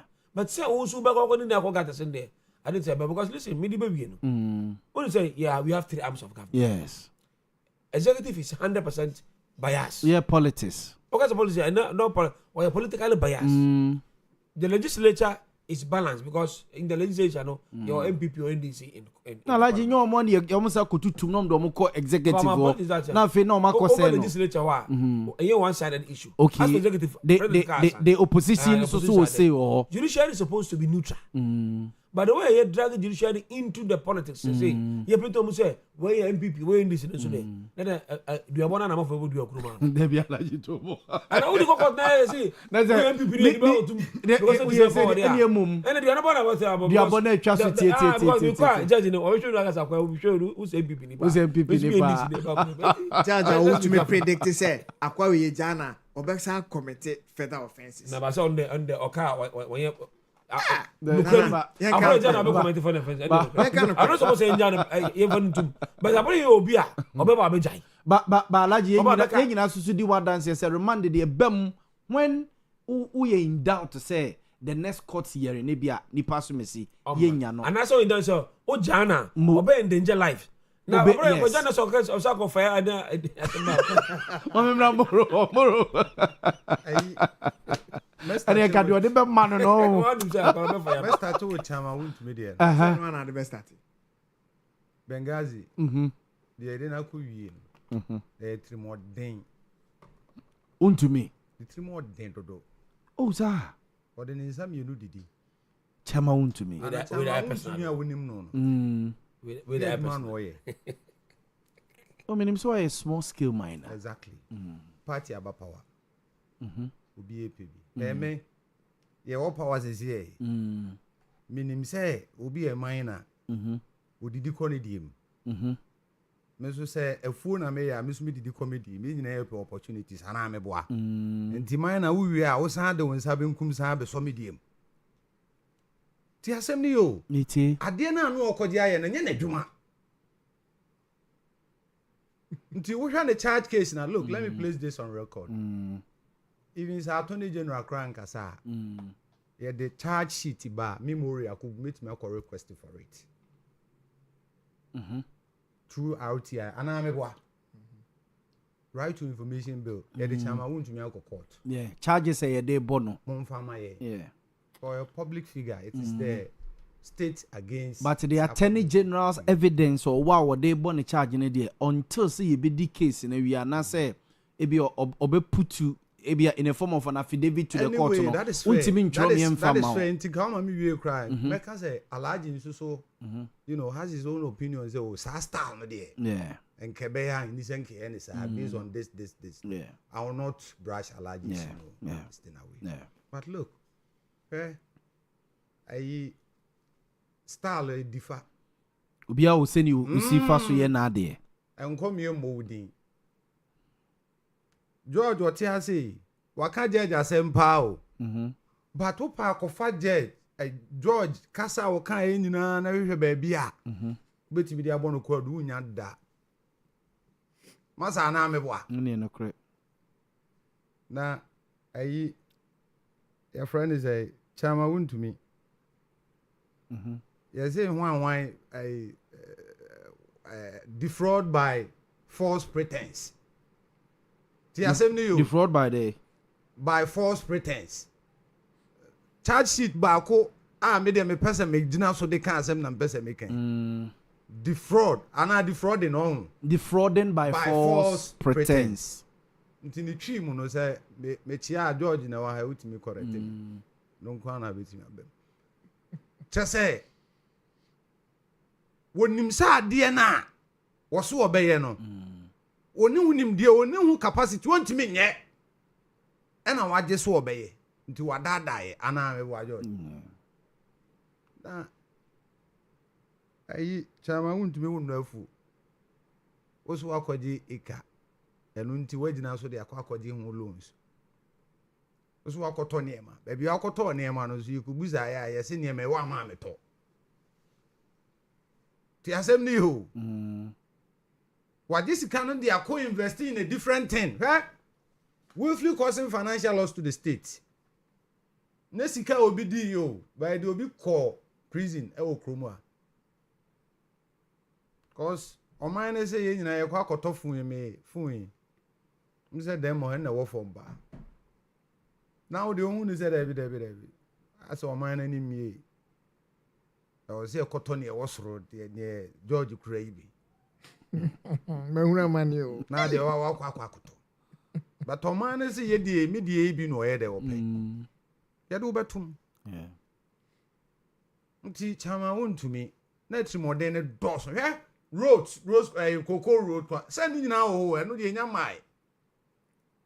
And is it more untumi 4 years in Owia. George tia we farmer channel. What is him low nya bi?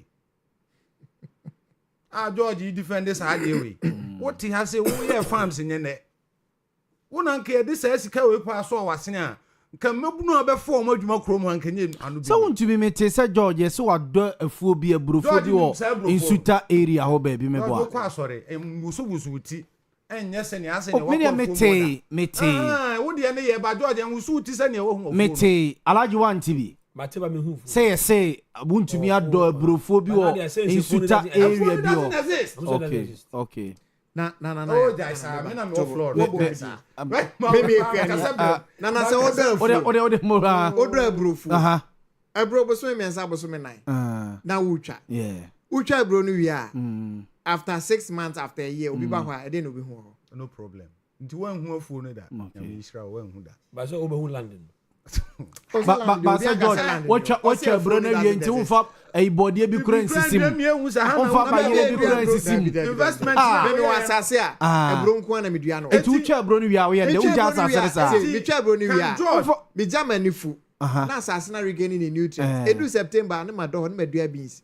Na enya nitrogen back. The following season na ma say dua bu. Eti George can Eti in between obekɔ na wafu. Eti can George authoritatively as an MPP.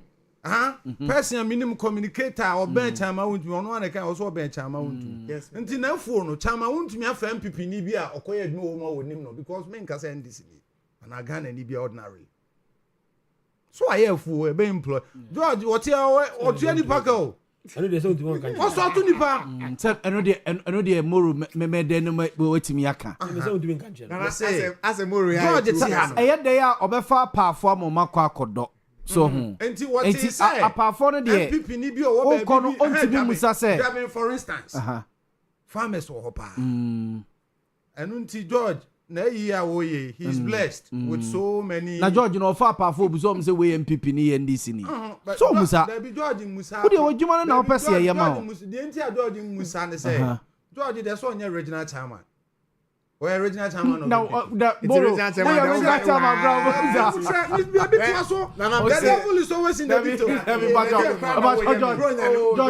December na go 2024 na me live back was so tuna about sefi na me mark we iska na okoi day o ka so be ba wa ma the third day no my na me ko be any dan of them asa NDC t-shirt good them ho my sponsor kwana mana you cannot do away with that. But you see, we yakoje aban besia ye de ba be ye fu. Ese aban nya so mfa so. Aban mfa so a obenya ne se ne mabunu titiri wanya adwuma ye. Nti George chama wuntimi otna ne man simu no ye bone wo ho no mo a. Let me say, can me who say question a boy na. Okay. Now there won some you know hair contract, cocoa contract, or no one call for na TV no radio so okay. Manzo one cocoa road one ye. Masa, now what je aban adwuma na one ye papa. One road chama won to me one ye. Ko ben ade won kwa na didi. Nti echirimode ne doso chama won to me. Enu na dina wie baby awie no. Mate yenko eni mo. Wo pese wo si ho no. Di me di wo sie no. Nya me pese me si ho no. Obre na me de ma ho no. Me di wo si me di chama won to me di esie no. De me pese politician bia no hu ni say to me ye ni nkaso. Ti wade bia wo ye no hu say tena wo. Chama won to me no otwa mines asase to nyina no senke ende ho a e bia nka ne ha no be keto abi. We dey just a portion of it all. The extra ebano. Nina suggest you say papa na ntiri mo den dodo. Now abronye DC. Patapa. P2. Yedemra ne ro. Look, let me place this on record again. NDC aban enchi abronye. Eyemra enene ne din shemu. Ana meboa. Eno omo yede mra na hye omo nsa se omo mfa mra ne nya adwuma no ena abro nya so no omo asan akodi nhyiamu chama wuntumi kura ya ye kana asemi nso odru court no e measured pao me hwa ne court proceedings no ye wi a e lawyer ni a ode ne ko e ne kasa ana meboa no kre yeah lawyer ni ode ne ko e ne kasa throughout the case ni nyina because omo nim ne ye kafa court proceedings even a friendly fire obetimi ato but how you do it is very important. Yeah. Abronya asem o ka che judge ide sebi memory akubu amete o ka che me a ebe ha me ha masifo nyina waso de botton na egu ni tri so na mu di nsem hu ti asem ni o na papa no so ten hu se wo ye serious personal sa de no we Would do be at the fabric of this nation. So you can't call the court now. You cannot wipe away the moral fabric of it. Oh yes, oh yeah. The moral fabric of it no cry no carry weight. Yen cultural values no more. A chance I'm rana ye kokano ho. Meboa. Abronye. Ono why say eh wojina nsuo na no pa no osunsu kom wonim sa abronye wo hye ba bi o hye wo de microphone koma na wan we obeka worse than it papa no oh there be ha the situation wo bisabre situation by no benya kukudru and no na de ne koye sana no na de ne koye ba so o ka judge di ewie na say a judge de no kra ma ye sana no na de ne koye the TV na so odum no kakra onya asem no before say judge ne de ne be ba no sana no na de ne koye ani emum o free one na nu ya sa koyi na wo you think from ma de e pe wache o so say e ja o say sichire what kind of bravo enti you see me cry no na me expect contempt of court until say Judge didn't reason ba. And we say, hey, I'll call you Jana, obeying you see language. It may repair. Watch what I did for Fefe. Who could do baby now on Kasaya? You be gentleman. Yeah. But to be one on a Casa penny before no about nobody tell me with gentleman now. Oh, yeah, that's true. It's true. That's true. Kasaya near me, yes, and so say, yeah. The Abronya di needs arrested with Abronya Nkwan. It should send a signal to the entire MPP for no, especially Alhaji Mahmoud Bawumia say, we are beneficiary of that insult na Abronya yeah now or the bedi flag bearer and woody. We enjoy it. I'm saying so because Wakasa was see a gage people. I say. Yeah, come on for an MPP the petition akwakoma embassies na won Ghana nyina diplomatic economy the petitions akwakoma mo say the kurimu etie ye kasa ya na aban wo so achi na bo ne bo no e wo ho nations wo. Okay. International community forum they will see through and see say your more can wo ana look Abronye is a threat to national security. Yes, let me repeat. Abronya is a threat to national security. If you have a person like Abronya, now it me describe a judge as somebody or they bottle a good nutrition no dins him no. Na say enkra wo form na. Sabi ya pumo mo ampume. Omo boy teacher for ne ade na won kro ne ba. Ade ya phone si kotepe. One way about judges send him coffee by Homotiatia judge we are continuing and the another day. Asama make Matthias Muru, but Abronya Jina we will no pania grow with Mazum. Oh, what's someone Obeka? No, so one man, I know ya so. But what can ye not away who was a brida who can ye and no farm who could be ya or be with Genetia, so Becca was. So we cry, we jira we cry, and Bema be a city up. And the judge in the air. It is going to wipe out near Mana and Ebu Boban. Hear me? Maybe so Sophie said DC government to benefit over this Jandam ye be you can call names.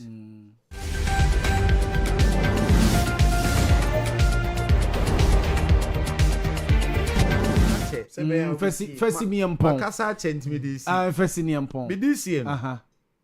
They be as a communicator. Some about radio ni TV so. Especially if the case is so. Me empire me bo consistently ni say nyame somano. Na ne make bia no. Ngofa manie mbre o. Enkotwitwiri bibia de amanie bebre o. Because you see language. There free and more eba. And ni ebetimi aye. Ano no se wetria. Sinanamo. So enti as communicators. Yensu yenya emotional boom. Say by Godfathers na mu defending one ya na kofa ba o. So I catch you Godfather into so per se. Oh yeah, you square. Eh moro yampon. Eh what do you see here? Ama wanya akukudura o yesa ane say. Alhaji Mahmoud Bawumia or benefit here. One call it to order that. Meanwhile, the man is original chairman. Yen fancy ya. Abusam for damase in so cre tomorrow. Yapon. Debi yapon. Baby Japapay. Dear Abu Ure and Fenonwam. The man any Pesebriku. Ono no say when you be Amanako say Ubricon fan to say Onya 10 room way. No dinner backra cram to ni trim. A brebi HM obi sorry organa ha ne ehunti Ghana for friend junior Jesus. E do baby to me freeze up papa nsano. Unma dey no e. To come no kai say brebi no kasa obi ada. E ne de okasa obi ana. No stop in the car, no traffic, no direct. Medase on the note of Sankomo way, Yadamase, Alaji Medase, Alaji Abdul Salam Isa, CPP Asante Regional Secretary Medanase, Moro Yakubu Susuka NDC Communication Team, Medanase Ewie, and a George Puku Amponsa, Eka NPP Communication Team, Medano Ase, Abza for Zuni Topa, Dawa for Modia Kuntu.